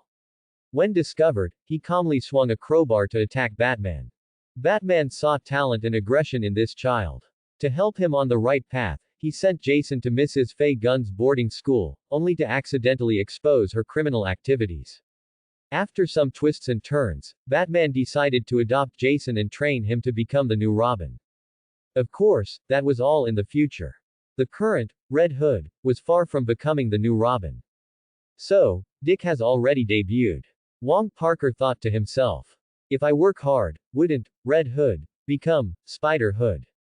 Wong Parker looked at Jason, then said, "Ginny and the others asked me to find you. You're there, boss." "Perhaps, or perhaps not," Jason Todd replied. Jason turned his head away. "They just insisted on following me. I never intended to help them. No wonder you failed in the Batman competition. Tsunere went out of style ages ago." "Hey," Wong Parker roared in his heart. Of course, no matter what he thought internally, Wong Parker in reality maintained a serious expression. He said sternly, "Let's leave here first. We can talk about these things later." With that, Wong Parker quickly wove several large webbing bags and successively put the children inside. "You know you look a bit like a human trafficker right now." Jason couldn't help but retort. Following Jason's gaze, Wong Parker's battle suit was a bit old, and he carried a large sack on his back. After the recent battle, he looked somewhat like someone involved in abduction. "Isn't this so I can better blend into Gotham?" Wong Parker responded. Jason was stunned by the remark, finding himself speechless. Wong Parker, carrying the sack, walked out. "Don't just stand there, follow along." Jason followed Wong Parker upon hearing this. "Oh, shit, it really stinks in here." A voice came from under the manhole cover. Wong Parker pushed it up, and the manhole cover slowly moved aside. "So you absolutely had to open the manhole cover with your head instead of your hands?" Jason shouted from below. "Well, I'm holding the bags, aren't I? Then why didn't you open the manhole cover and then come down to carry them up?" Wong Parker. "What can I say? Kid, you should go home," Wong Parker said to Jason. "I don't have a home. But you still have family." Jason was noncommittal. "I'll come find you later," Wong Parker continued. "You can find me." Wong Parker paused, then pretended to be profound. "I am Spider-Man." After speaking, Wong Parker hugged the sack tightly, extended his wrist with the other hand, and quickly flew away from the crime scene. As for why it was a crime scene, you wouldn't imagine someone daring to abduct children and then brazenly drop them off at the police station as a provocation. He's a complete criminal. Gotham has a new villain. Unbelievable. Someone actually dares to provoke the police station like this, dares to challenge the Gotham police like this. Wong Parker watched the TV opposite his bed, where angry shouts constantly emanated. "Woke up too fast, wasn't I in Gotham? How did I get dragged to Marvel?" The man on TV continued to yell, much like a monkey making a racket. Gotham's Spider-Man also has his own James. He's still chasing. Wong Parker looked at the panel in front of him. "System, do you think James might also be part of the Spider Totem?" This question cannot be answered. Alright, then let me see how much I've gained today. Host defeated Lizard Man for the first time, gained 1 plot point. Host thwarted Mad Hatter's operation, gained 1 plot point. Host rescued Jason and a group of other children, gained 1 plot point. It seems my gains this time are quite good. Open the store. Wong Parker folded his arms, full of confidence. Today's recommendation. Stealth ability of Spider-Man Noir. 10 plot points. Note. Don't even think about using it for bad things. Gwen Spider-Man's original custom webbing stockings. 1 plot point. Note. As a great system, I respect all my hosts' preferences. AI of Tom Holland's Spider-Man suit. 2 plot points. Note. I know you need this. Moonlight Spider-Man's ability. 1 plot point. Note. Under the moonlight, gain the mysterious power of a guardian. As a Nightwalker, you will need his power, but after each use, you will be broke for the entire month. Wong Parker looked at the items in the store. System. Purchase the suit AI. Plot points 4 right pointing arrow 2. Wong Parker stared at the system's notification. Host defeated Mad Hatter. Gained 1 plot point. Mad Hatter. So Killer Croc and the kid's condition wasn't an accident. A hat that can control people's minds. Not my type to deal with. Wong Parker scratched his head. But there's always a Spider-Man who can handle it. Then Wong Parker's finger pointed to the purchase button for Moonlight Spider-Man's ability. Plot points 2 right pointing arrow 1. Host. Wong Parker. Identity. Spider-Man, Transmigrator. Abilities. Super Strength LV3. Superhuman Physique LV2. Spider Sense LV5. Spider Combat Style LV2. Talents. Transmigrator, the one being watched. Your transmigration might not be a coincidence. Tech Genius. Most Spider-Man are geniuses, you are no exception. Totem Power. Spider exclusive Totem Power. Perhaps it can become your aid in the future, not activated.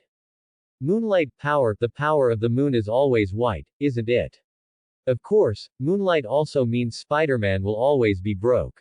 Plot points. 1. Reversal points. 1. Spider-Man always being broke is too unfair, Wong Parker complained. Wong Parker put on his Spider-Man suit and left the hotel. Perhaps it's time to talk to Jason.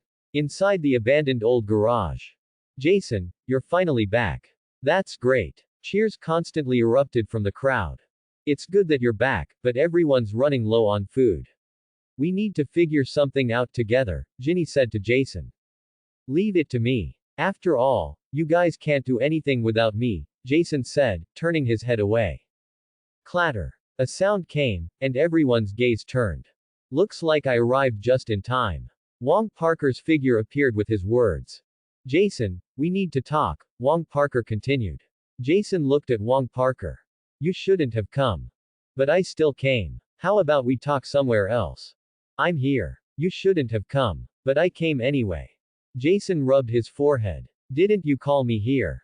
Wong Parker looked at the somewhat helpless Jason. Young man, interested in working for me. Work for a poor human trafficker whose battle suit is so old it's turning white. Jason's face darkened as he looked at Wong Parker. Then it was Wong Parker's turn for his face to darken, but fortunately, his face was covered by his battle suit, so Jason couldn't see his expression.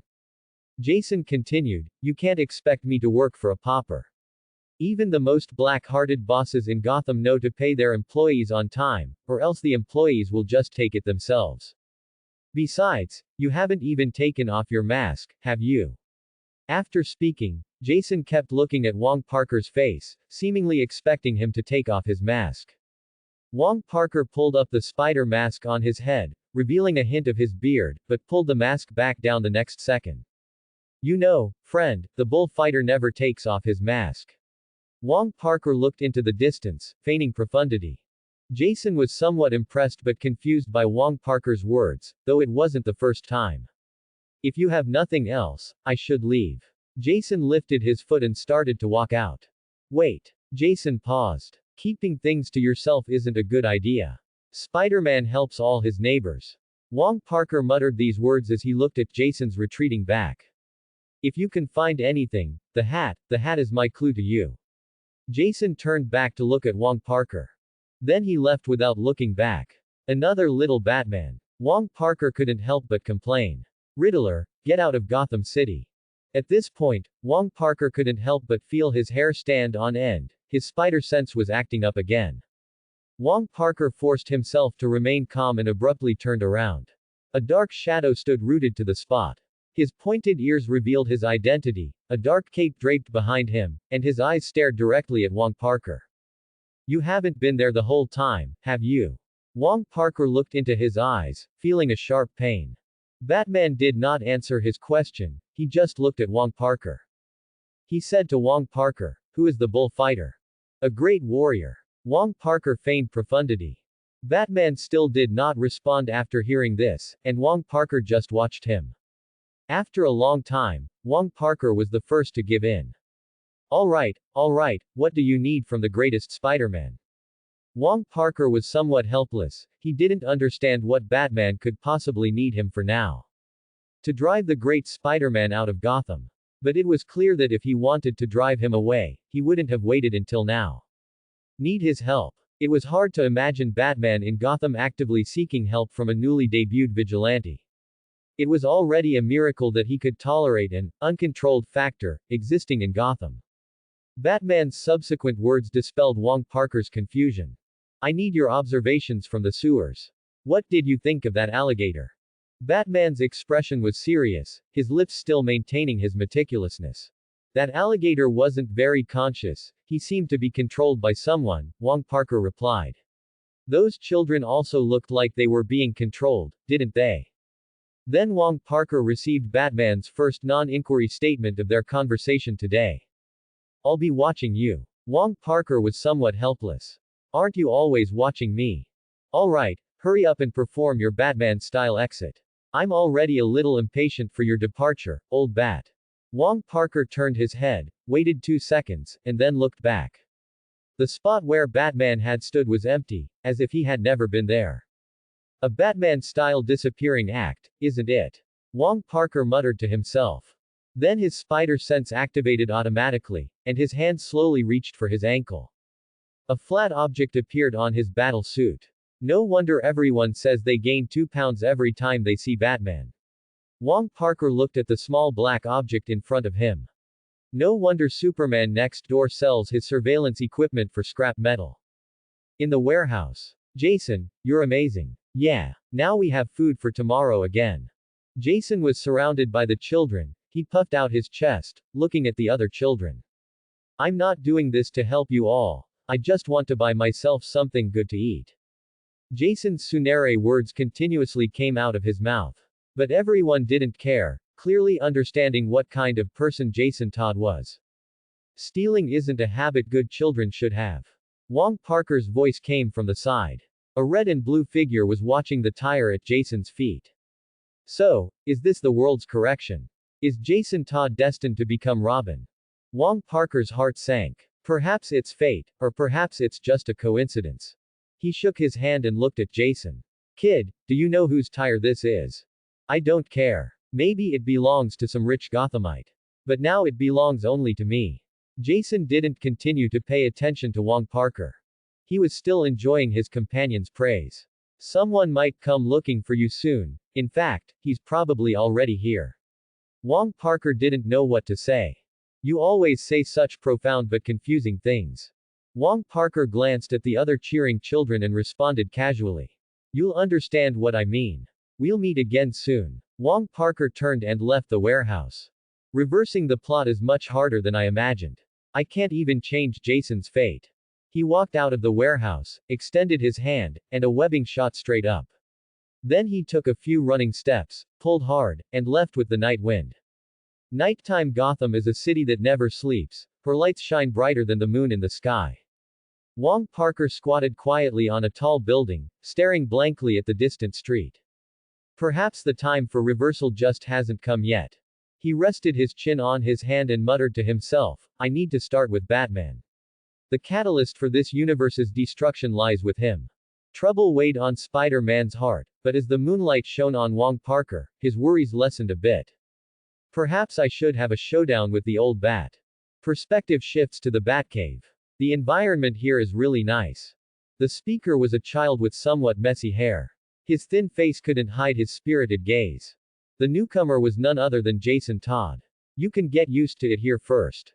Next, there will be some training specifically for you." Batman's eyes were fixed on the screen in front of him. Jason seemed a little excited. "Of course, I will." Jason also saw the red and blue figure on the screen. "I know that guy on your computer. Maybe I can tell you about him." "Why is James everywhere?" Wong Parker closed the door, which creaked as if mocking his foolishness. He secretly swore that if he could return to Spider-Man's universe, he would beat up all the J. Jonah Jamesons. A few hours earlier. So I can't always rely on our black brothers to make a living, can I? Wong Parker looked at the few remaining banknotes in his hand. Promise me, this is the last time. With Wong Parker's internal monologue, it's not hard to imagine that Gotham was destined to have a few more unlucky guys stuck to walls with webbing tonight. The wind carried distant clamor, and Wong Parker, dressed in his red and blue suit, stood atop a high-rise in Gotham. He watched the sun slowly rise in the distance. Today was another new day. I hope today isn't one of those XX day exclusives from the Spider-Man comics. They never end well, Wong Parker said, looking at his slightly damaged suit. I wonder if a legitimate job in Gotham pays well. The large characters of Gotham Daily News on a distant high-rise were particularly striking, and Wong Parker might have found his next good destination. The poor Spider-Man's old trade never goes out of style, Wong Parker sighed, unsure if he was complaining or just venting. Before long, Wong Parker, dressed simply, walked into the Gotham Daily News. Of course, he didn't have any appointments, but he always found a way, didn't he? Wong Parker bypassed security guards one after another and entered the empty elevator. Which floor should I press? Just then, several people opened the elevator door and walked in. Wong Parker immediately adapted. He said to the men in suits, "Hello gentlemen, welcome to the Gotham Daily News. Which floor do you need for work? Since when did our newspaper get an elevator operator?" One of the men said. Another chubby passerby continued his thought, "That's not important, passerby B. Sir, 16th floor for the office area, please. Thank you." Wong Parker replied, "You're welcome, sir, it's my job." As the elevator doors opened, a smell of ink and free coffee wafted into the elevator. "Please take care, gentlemen," Wong Parker said to them. Then the crowd streamed into the office area, and of course, our Mr. Spider-Man streamed in with them. It feels no different from the Daily Bugle. The sound of keyboards clattering echoed constantly, everyone nervously staring at their computer screens. As if they were screws in a car. Except for one place, of course. All of you, get out. Tell me, what's the point of all this boring news? This is the Gotham Daily News, not some third-rate rag. Wong Parker's gaze shifted to an independent office. Just by hearing those words, he could imagine the situation inside. A disgusting, infuriating, slightly gray-haired old man, spitting saliva like a venomous snake's tongue. The faces of the people opposite him were covered in his achievements. Wong Parker let out a long breath, patted his chest, and strode towards the office. He pushed open the door, and a creaking sound came from the door frame. "Hello, sir, perhaps I have news worthy of the Gotham Daily News." He quickly opened the envelope in his hand and handed a photo of Spider-Man to the J. Jonah Jameson inside. "Oh, yes, this is what I want." Gotham's J. Jonah Jameson seemed very pleased with the photo. This despicable Batman imitator, this parasite clinging to Gotham. In the photo, Spider-Man struck a perfect pose, delivering a heavy punch that sent Killer Croc crashing to the ground. The second photo showed the red and blue figure leading several children out of a sewer. "Ha, kid, you're good," Gotham's J. Jonah Jameson said, gritting his teeth. "You'll get the reward you want." Gotham's J. Jonah Jameson pulled open his desk drawer, fiercely pulled out several dollars, slapped them hard on Wong Parker's chest, and said viciously, "Look, assaulting innocent Gotham citizens, kidnapping children, these evil deeds are enough to keep him in prison for 100 years. As for you, the photos here are too blurry. You've got your due reward, now get out of my sight." Wong Parker didn't argue. He felt the banknotes in his hand, they reeked of Gotham's J. Jonah Jameson's smoke and sweat, but he clutched them tightly. He knew how difficult J. Jonah Jameson was, but that wasn't his goal. He also held the invitation that Gotham's J. Jonah Jameson had originally placed by the desk. This was news he had gone through great lengths to obtain. Ginny had seen Gotham's J. Jonah Jameson showing it off at the newspaper's entrance from a distance. This charity auction invitation was his first step in confronting Batman. He was looking forward to the expression on Bruce Wayne's face when he secretly told him, "I am Spider-Man." Night. With the streetlights coming on, Gotham's prosperity seemed endless, just like Gotham's darkness. Wong Parker openly walked into the charity gala, immediately greeted by the scent of cigars upon entering, though the poor Spider-Man didn't care for it. What attracted him more than the smell of high society was undoubtedly the aroma of steak. He carried a plate of steak to the side, watching from afar the man dancing in the flower garden. "I don't know how to describe you, Bruce, you've given so much to Gotham." The beautiful lady raised her wine glass and lightly clinked it with Bruce's. "It's merely to win a smile from you, dear lady," Bruce replied calmly. The pure black suit fit him perfectly, his elegant posture showcasing the playboy's charm.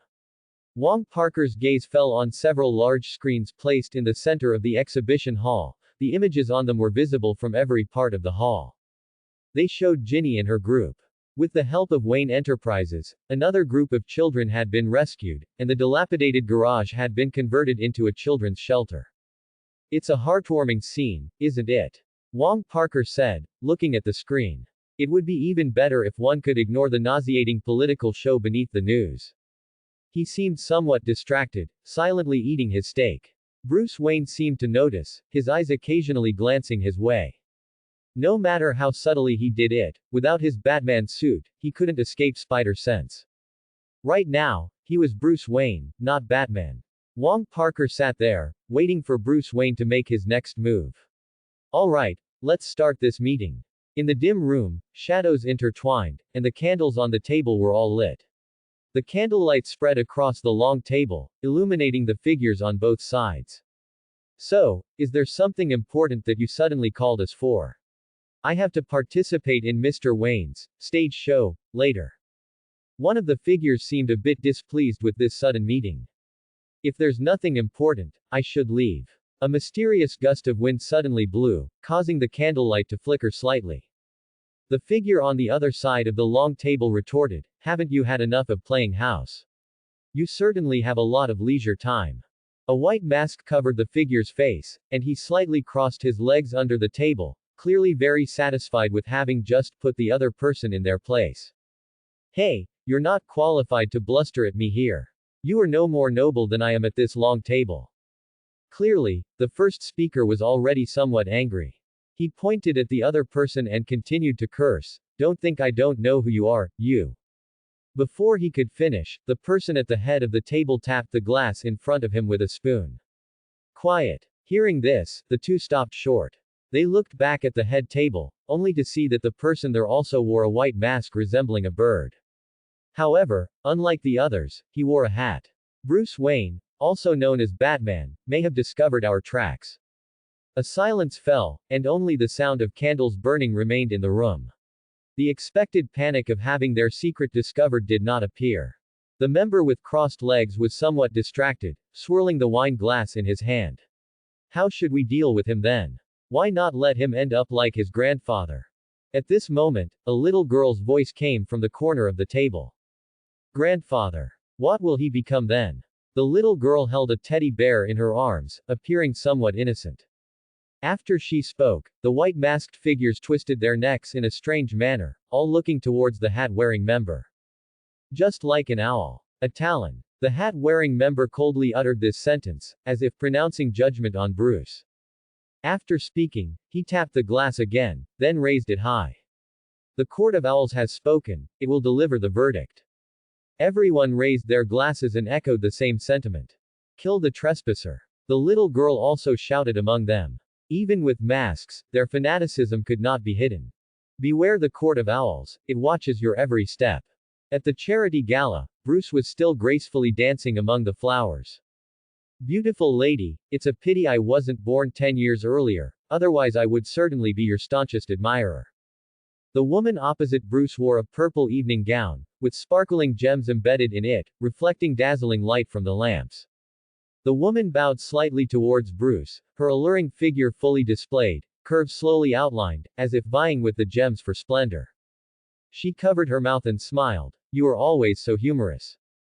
Bruce also smiled knowingly. "Tonight's stage shines because of the lady." "All right, tonight is yours, Bruce." I look forward to your speech later. Of course, madam, I will. Bruce raised an eyebrow.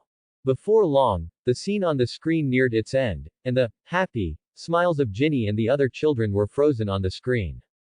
Bruce strode onto the podium and began his performance. At a distant table, several people were whispering. A good little play acting show, truly fitting for this Playboy's character. Faintly, Bruce's loud cry came, "Make Gotham great again." Another person heard this, uncrossed his legs, and said, "You can't deny he is indeed doing good.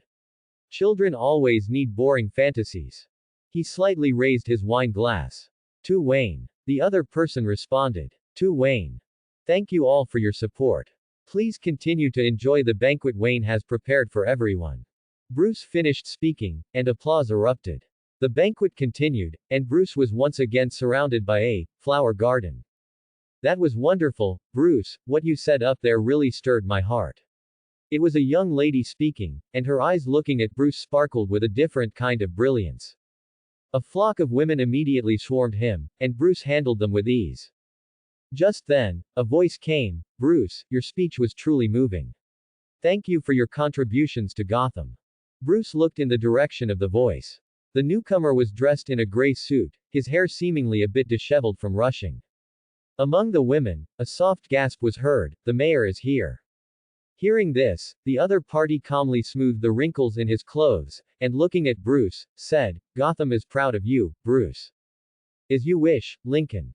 Bruce replied. As they spoke, the women had already gracefully exited. Gotham's ladies always knew when to give the gentlemen space to talk.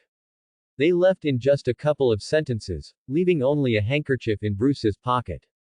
"You are always so popular. Haha, just luck. You didn't call me here to talk about that."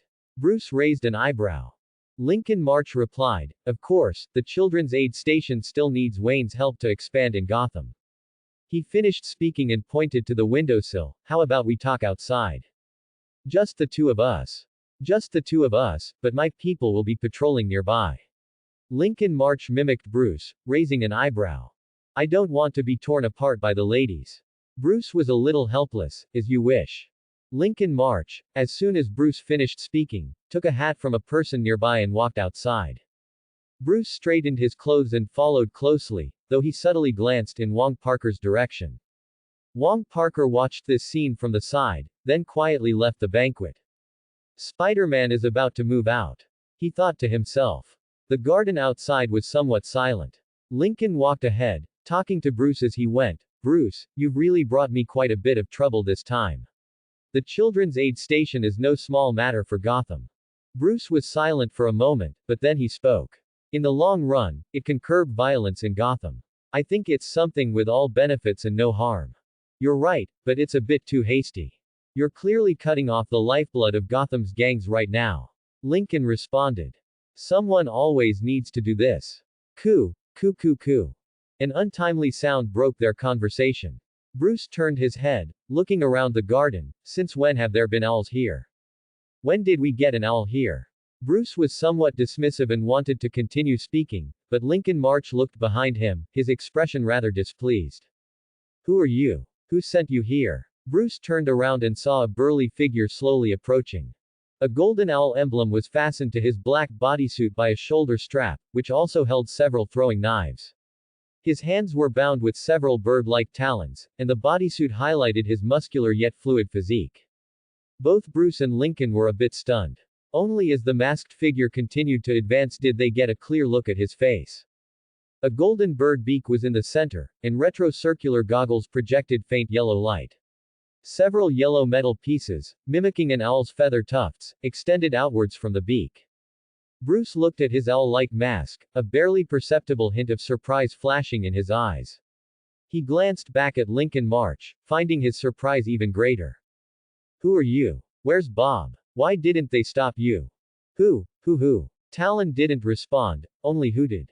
Lincoln March was somewhat hysterical at this moment. But his response was a flying knife. Lincoln raised his hands, trying to block the throwing knife, but at the last second, Bruce yanked him away. "Idiot, he clearly dealt with the bodyguards. Run." With that, Bruce quickly pulled Lincoln March and ran deeper into the manor. Talon was in no hurry at all. He slowly walked in the direction Bruce had fled, as if the two of them were already lambs to the slaughter. Wong Parker, watching this scene from a distance, showed disdain. What clumsy acting. But what can you do, the owl falls for the old bat's act every time. After speaking, Wong Parker followed discreetly, maintaining a distance from Talon. On the other side, inside the gloomy manor, a figure in a yellow cape had been waiting for a long time. He touched his yellow glasses. When will it be my turn to perform? I hope my acting isn't too bad. Lincoln March was already panicking, running blindly. No matter where he and Bruce went in the manor, Talon was always right behind them. They were like mice caught and played with by a cat. What's going on? Why is he still behind us? Lincoln's face showed no less terror. Bruce didn't respond, just ran forward headfirst. Finally, they stopped in a large hall. Lincoln's suit was covered in dust. He tore off his tie, pulled at his flapping collar, and gasped, I really can't run anymore. He shouldn't have followed us, right? Bruce also tugged at his collar. Unknown to Bruce, a miniature camera was pointed at the two men. How pathetic, Batman. He's really good at fooling it. I wonder how long he can keep it up. Several white masks were scattered on the long table, marveling at the scene on the screen. Also unnoticed was the faint glow emanating from the eyes of the owl statue behind them. Hoo. The owl-like hooting followed Bruce and his companion like entwining blue-silver vines. Lincoln cursed under his breath. Bruce, we need to keep running. No need, he's already here. Bruce looked at the outer door. Crack. 3 talons pierced the door, reaching in from the outside. The lock was sliced open by the talons like tofu. Hoo. The sound seemed to say, I've found you. Talon stepped through the broken doorframe, silently looking at the 2 lambs to the slaughter before him. He raised his hand, grabbed a throwing knife from his shoulder strap, and flung it at Bruce. Several dangerous cold glints flew straight for Bruce's vital points. Just at this critical moment, a cape appeared before the flying knives. With a single sweep, the several throwing knives were caught by the cape. Jason's figure appeared in front of Bruce and Lincoln. He looked at Talon. Hey, your opponent is over here. Talon said nothing. He swiftly charged at the young kid in the yellow cape, the claw blades on his hands glinting menacingly. The same throwing knives flew forward in quick succession. Robin, which is Jason, quickly pulled out his staff. With just a few swings, all the throwing knives were knocked to the ground. Why aren't you running? Jason shouted behind him, a slight sweat appearing on his face. Clearly, as a novice, he was no match for Talon yet. Bruce and Lincoln heard him and quickly ducked into other rooms. The moment they left, Talon's attacks became even more ferocious. Jason was struggling to parry. Several consecutive staff strikes hit Talon, but he showed no reaction. As a teenager under 18, his stamina was clearly failing. He kept retreating, his breathing clearly erratic. Yet, Talon's offense became increasingly effortless. Jason fought and retreated to a table. He deliberately exposed an opening, and Talon seemed to understand, extending his claw blade towards Jason's waist. Just as Talon was about to tear through Jason's body, he twisted, narrowly dodging the claw strike. Talon's claw blade plunged into the table. Jason seized this hard-won opportunity, thrusting his staff at Talon's joint. Talon's joint was snapped in the blink of an eye, but he remained unfazed, as if he felt no pain. At the same time, Talon's leg suddenly kicked out at Jason. Jason couldn't dodge in time and was sent flying. Aha! Jason lay on the ground, clutching his stomach, tears involuntarily streaming from his eyes. Talon raised his arm, the claw blades on his hand glowing silver, and for the first time since his appearance, spoke a complete sentence. Face the judgment of the court. With that, his arm swung down towards Jason's neck. At this moment, a white webbing stuck to Talon's arm. Court. Is it the Spider-Man court? I haven't given my testimony there. Following the webbing, a red and blue figure was seen crouching outside the window, one hand holding the webbing. Talon was silent. He suddenly pulled back, trying to yank Wong Parker, at the other end of the webbing, towards him, but Wong Parker didn't budge. Looks like my fan can't wait to get up close and personal with me. No sooner had he spoken than Wong Parker pulled back, and Talon's body was directly pulled up and flew towards him. But faster than him was Wong Parker. The red and blue figure flew towards Talon like an arrow released from a bowstring. He threw a punch, and Talon's body seemed to emit the sound of bones shattering. Talon ignored it, his claw blade reaching for Wong Parker's neck. Talon's gaze was fixed on Wong Parker's neck, as if he already saw it being torn apart by his claws. Just then, a mass of silver substance quickly surged from Wong Parker's chest to his neck. The claw blade slammed into it. The anticipated sound of a neck being torn did not come, only the sound of metal clashing. At this point, Wong Parker swept a leg at Talon's stomach, and with a bang, Talon flew into the corner even faster than he had arrived. Wong Parker casually added a few webbing strands to bind Talon, looking somewhat smug. Stark tech, kid. Stark tech, kid. Wong Parker was quite pleased. After all, it was his first time experiencing the thrill of overwhelming his opponent with superior gear. Once upon a time, Wong Parker was always the one being toyed with by others using various equipment. After all, you couldn't expect a poor Spider-Man to have good gear. It was already a miracle for him to craft combat-ready items from junk salvaged from recycling bins. Speaking of which, Wong Parker felt a bit envious of that Holland Spider-Man. He also wished he had a good dad. However, he didn't want to experience his hardships. The pain of Spider-Man should be left for each Spider-Man to endure. Wong Parker thought this to himself, but his actions were swift. Taking advantage of the Talon's temporary incapacitation, he quickly moved forward and disarmed him of his claw blades. Then, Wong Parker manually broke the Talon's limbs and delivered a solid punch to his head. Jason, witnessing this, felt a pang of discomfort. Spider-Man, you can't. Wong Parker was a bit helpless in this situation. He turned to look at Jason, no longer continuing to touch up his masterpiece. I know the rules of you old bats and little bats, no killing, right? Then why are you still attacking him? Seeing that his words had slowed Spider-Man's movements, Jason pressed his advantage. He's not dead, is he? If he were still human, he'd be long dead after a beating like this, Wong Parker explained.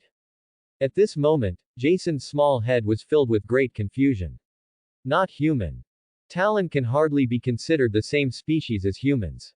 Besides, I don't have a no-kill principle. Even the old bat only restrains himself, not others. You still have a long way to go if you want to learn from him. Wong Parker was a bit exasperated. Rookie heroes always had such unrealistic fantasies, though he himself was once like that. Jason's secret thoughts were exposed, and his face flushed a little. After all, what rookie Robin doesn't see Batman as his idol? Then, Wong Parker reached out and tore off a bit of webbing from the Talon's body, took the throwing knives from his shoulder strap, and then reapplied webbing. Phew, so tiring. An old man in his 20s, exhausted, can't fight anymore. Wong Parker patted the non-existent dust off his shoulders. After finishing these strenuous tasks, Wong Parker looked at Jason and said earnestly, "Learn from this, kid. The first thing to do when dealing with an enemy like this is to disable his weapons. Of course, if possible, his body should also be disabled. You can never be too careful with an enemy who can heal. You've learned well from Batman during this time. You haven't disappointed my expectations. The name Robin is well known," Wong Parker said as he walked over, intending to pat Jason's hair. "You know him. Can you tell me what's going on with these people?" Jason dodged Wong Parker's evil hand and pressed him for answers. Wong Parker looked at Jason. You can ask your old bat. Doesn't he know everything? I'll be leaving now. You go and finish this act with Mr. Wayne. As soon as he finished speaking, Jason heard the sound of webbing shooting out, followed by a red and blue figure swinging away. Jason stood by the window, watching Wong Parker's departing figure disappear into the Gotham night. The next morning. Mr. Bruce, what happened last night? How did you get injured? Did you and Mayor Lincoln have an argument after leaving the banquet? Does this indicate the mayor's dissatisfaction with Wayne Enterprises' recently launched children's shelter? Mr. Bruce, may I ask, yesterday you. Reporters looked at Bruce Wayne, who was wearing bandages. The scent of herbs on him wafted to the reporters' noses from afar, and they swarmed forward like sharks smelling blood. Bruce stood on the podium, adjusting the microphone. He calmly answered each reporter's question. After the many questions concluded, he finally stated the first purpose of his press conference. The children's shelters will continue to be implemented, that is beyond doubt. As for my injuries, they are undoubtedly left by some who do not want Gotham to become better. Bruce Wayne looked at the surrounding reporters, stating his resolve: Wayne Enterprises will never fall because of this slight setback. What a wonderful resolve, my dear Mr. Wayne. In the mayor's office, a person with crossed legs said exaggeratedly while winking at Lincoln March. Lincoln March ignored his teasing. He solemnly told him, the specific cooperation between the city government and Wayne Enterprises will be your responsibility. Don't disappoint me. Understood, understood. I'll also pick out some suitable candidates to join our big family. After saying that, he put down his legs, opened the door, and walked outside. As he closed the door, he carefully glanced at the scene inside with his peripheral vision. In the bright mayor's office, Lincoln March was still attending to his official duties. Sunlight streamed through the window, falling on him, and his shadow slowly stretched until it touched a hat hanging on a coat rack. Pong! The door closed. The moonlight quietly crept over the walls of Wayne Manor. Alfred, carrying a plate of sandwiches, hurried through until he opened a secret passage and entered the Batcave. Alfred descended the stairs, and the sound of a staff being swung reached him. Following the sound, Jason's figure came into Alfred's view. Ever since being directly defeated by the Talon, he had been diligently honing his skills, seemingly wanting to emerge from the shadow of defeat. Master Jason, it's time for dinner. Alfred stood with the plate, looking at Jason, his tone carrying a hint of dissatisfaction. You must not follow Master's example of not eating on time. Hearing this, Jason stopped his training. He apologized to Alfred. Understood, Alfred. He walked forward to take the plate, casually grabbing a sandwich and stuffing it into his mouth. Are you looking for the old man, Alfred? Jason followed Alfred deeper into the Batcave. Yes, Master Jason, Alfred replied. In front of the Batcave screens, Batman was still looking at the red and blue figure on the monitor. Seeing this, Alfred's expression turned a little displeased. You seem to be paying too much attention to him, Master. Batman didn't turn his head. He replied, do you know, Alfred, the test results for the person we brought back are in. He paused here, then looked at a somewhat puzzled Alfred and continued his statement. The owner of this body, his name might be Wayne. Alfred and Jason's faces were filled with disbelief. I need to talk to Spider-Man. Perhaps he knows more. Host encountered a Talon and defeated it, rewarding 2 plot points. Host, alongside Batman, thwarted the Court of Owls conspiracy, rewarding 1 plot point. Host gained Robin's approval, rewarding 5 plot points. Wong Parker lay on his bed, stretching as he looked at the system's display. I wonder how long it will take to become stronger. I'm already eager to experience the storylines of the Dragon King's twisted smile and the Dragon King's return. He suddenly sat up. No, Wong Parker, you've relied on yourself all this way. You can't fall into decadence like this again. That's it. System, add points for me. Host, Wong Parker. Identity, Spider-Man, Transmigrator. Abilities, Super Strength LV3. Superhuman Physique LV2. Spider Sense LV5. Spider Fighting Style LV2. Talents, Transmigrator, the observed one, your transmigration might not be a coincidence. Tech Genius, most Spider-Men are geniuses, and you are no exception. Totem Power, Spider Exclusive Totem Power, perhaps it can assist you in the future, not activated.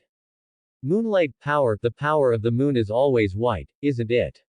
Of course, moonlight is also the price you pay after using your abilities. Plot points. 9. Reversal points. 1. Evaluation. A masked vigilante making a name for himself in Gotham. Apparently, Batman and the Court of Owls have both set their sights on you. Readers familiar with DC already have a conclusion as to which side is more dangerous. After all, if you have a friend like Batman, who needs enemies? System shop is open. Help me open today's recommendations. Today's recommendations. Tom Holland Spider-Man Suit Nano Enhanced Version. 1 plot point. Note: if you didn't have the battle-damaged version, this suit would cost 3 plot points. Penny Parker's Mech. 100 plot points. Note: no Spider-Man can refuse this big guy. 7-day round-trip card, random US. Comic Universe, 10 plot points. Compatible symbiote, 50 plot points. Note: The magical girl Spider-Man's exclusive tentacle monster. Jarvis. 5 plot points. Note. Iron Man Stark's Alfred, with the potential to evolve into an artificial intelligent life form. Purchase Jarvis in the original suit. Wong Parker quickly said this. In this 600th world, he was still an unregistered individual. Having an artificial intelligence assist him would certainly be ideal.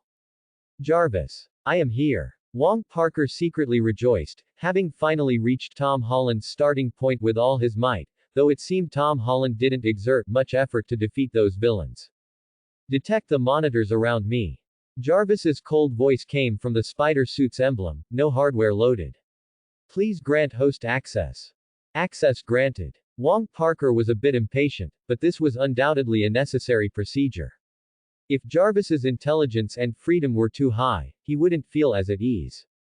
As soon as he finished speaking, the spider emblem on Wong Parker's spider suit lit up. Silver streams of light floated from it, and nanites continuously climbed outward.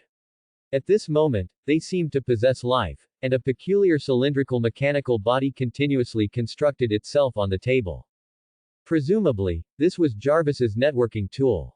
The convenience of this suit probably far exceeded Wong Parker's imagination. I wonder how many monitors that old bat has placed around me, Wong Parker muttered to himself. Detection complete. Monitor locations marked. Then, the mechanical body slowly dispersed, gradually wiggling towards Wong Parker. Not long after, Wong Parker was once again wearing the nano suit. From Wong Parker's perspective, the screen inside the suit highlighted several small circular chips in red. He silently picked up these chips and held them in his hand, seemingly wanting to crush them. But he quickly abandoned the idea, and the nano suit on him, following his movements, retracted into the suit beside him. Having Jarvis was always so convenient. This level of artificial intelligence could analyze a person's intentions from his movements. Wong Parker was a bit helpless, but in the end, he still put them into the drawer. To prevent the old bat from visiting his room again, he had best place them securely where he could be monitored, lest Batman get startled and start imagining all sorts of conspiracies. Of course, it's worth mentioning that during the period after defeating the Talon, besides Bruce building momentum for his plan, Wong Parker was also not idle. He had been acting heroically in Gotham. Don't tell him that the people in Gotham are all crazy and beyond saving. After all, Gotham's crime rate is just a junior compared to a certain city in Wong Parker's previous US. The reality is always more fantastical than the imagined world. As a result, Wong Parker acquired a large amount of funds from this. Acting heroically always required a small reward. Trust him, this would be the last time. Using these funds, Wong Parker moved to a better hotel. At least this time, the room was on a higher floor, so there probably wouldn't be any Little Red Riding Hood bravely breaking into a spider pervert's room. Thinking of this, Wong Parker decided to take a good vacation for himself, at least to have his first peaceful night since arriving in Gotham. Wong Parker slowly walked towards the window, pulling open the curtains to look at the night view outside. However, he soon listed opening the curtains to look at the night view as one of the 10 things he should never do in his life. Hey, buddy, what are you doing here? He saw a large black Batman perched by the window, its white eyes silently meeting Wong Parker's gaze. Wong Parker quickly pulled the curtains shut, turned and took 2 steps. I didn't see anything, I didn't see anything. He couldn't help but mutter to himself. Then he turned back again, only to see Batman already standing in the room. The curtains behind him were still gently swaying, forming a contrast with the calm and composed Batman. Long time no see, Batman, what can the great Spider-Man do for you? Although he wasn't wearing his Spider-Man suit, Wong Parker was open with Batman. He voluntarily revealed his identity. After all, since Batman had already been monitoring the poor Spider-Man, there was no need for him to hide his identity.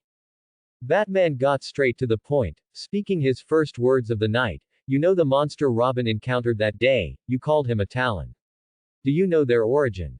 Hearing this, Wong Parker had no intention of withholding information, but to avoid Batman thinking he knew too many secrets, he still held back some. The name, Talon, already reveals a lot of information. As a Gothamite, you must have heard that nursery rhyme. Batman pondered for 2 seconds, then slowly spoke, "Beware the Court of Owls, that watches all the time, ruling Gotham from its perch of stone and lime.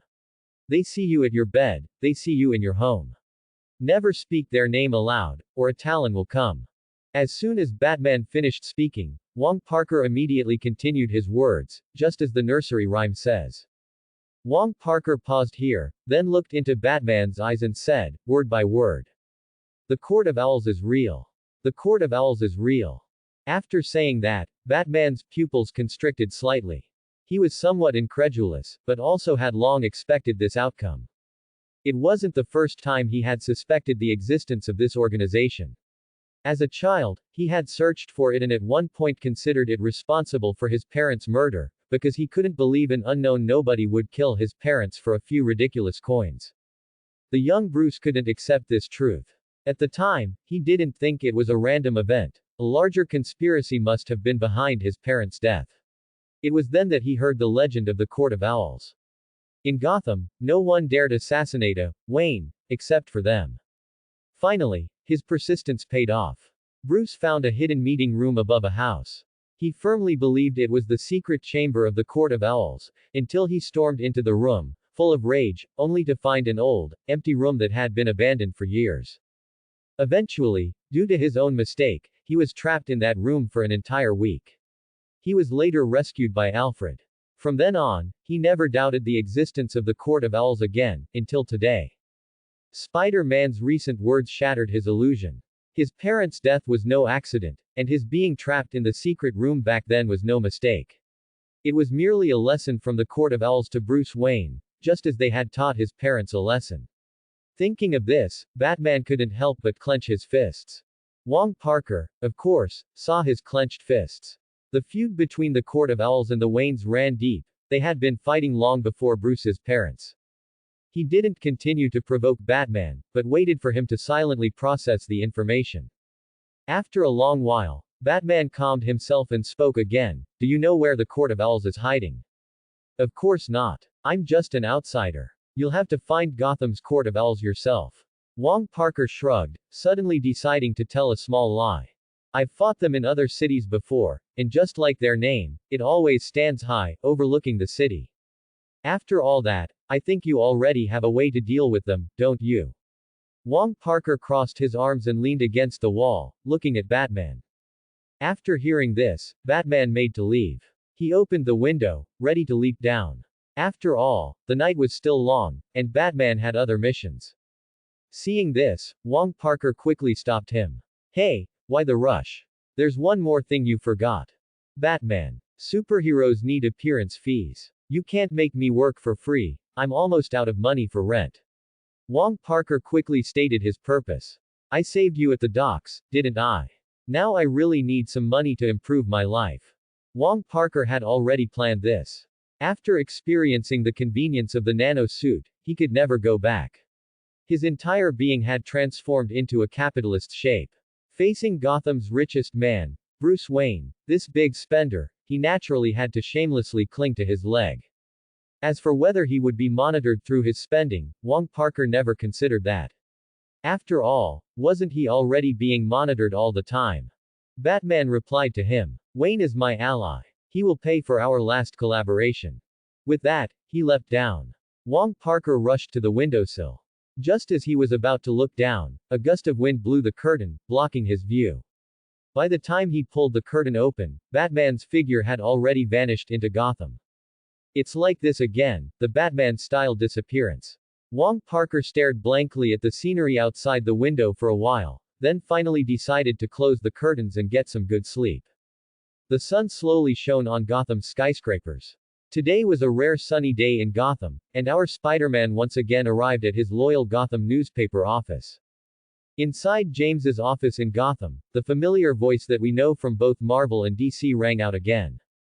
"Oh, shit, why are you still trying to fool me with this garbage?" James was furious. He pulled up his sleeve and pointed a finger at Wong Parker's chest. "This isn't what I wanted. How did you take these photos?" Wong Parker seemed to have encountered his natural enemy. He weakly replied, "This is all I could get. Only this much. Okay, then it's clear I can only give you this much." With that, He pulled out a few US from his collar and stuffed them into Wong Parker's hand. This scene felt like it had happened before, making Wong Parker almost experience a vision. James saw Wong Parker's stunned expression and patted his shoulder. Listen, kid, you did a pretty good job this time, but you haven't captured the important parts yet. Compared to these photos of the spider flying around on tall buildings, you should be taking pictures of him, beating up innocent Gotham citizens. I'll pay a high price for those photos. At this moment, a commotion suddenly erupted outside. James listened to the sounds, then opened his office door. What's all the noise about? Get back to work. The next moment after he finished speaking, James's face immediately showed a fawning expression Wong Parker had never seen before. Bruce Wayne, standing outside the door, looked at James with a hint of amusement. Welcome, Mr. Wayne. James's face showed a sickening ant-like smile. You're the boss here. The person outside spoke as he strode into the office. He glanced at Wong Parker, then sat down in James's usual chair. I heard someone here is selling Spider-Man photos. James immediately pushed Wong Parker in front of Bruce. He enthusiastically introduced him. This is our good lad from the newspaper. Under my guidance, he's taken many photos of Spider-Man. Bruce crossed his hands, a faint smile playing on his lips. You know, I'm a fan of this recently renowned vigilante. I'm willing to pay a price that satisfies everyone for his photos. Seeing this, James beamed. He presented the photos in his hand to Bruce. These are all masterpieces from our newspaper. Seeing his shamelessness, Wong Parker was momentarily speechless. Bruce continued, of course, that's not important, since this will soon be my newspaper. Wayne will talk to you about the acquisition. Bruce patted James on the shoulder. Then he stood up, walked over to Wong Parker, patted his shoulder as well, and handed him a business card and a check. If you have any other photos of Spider-Man, you can contact me anytime. With that, Bruce walked towards the elevator. Thanks for watching.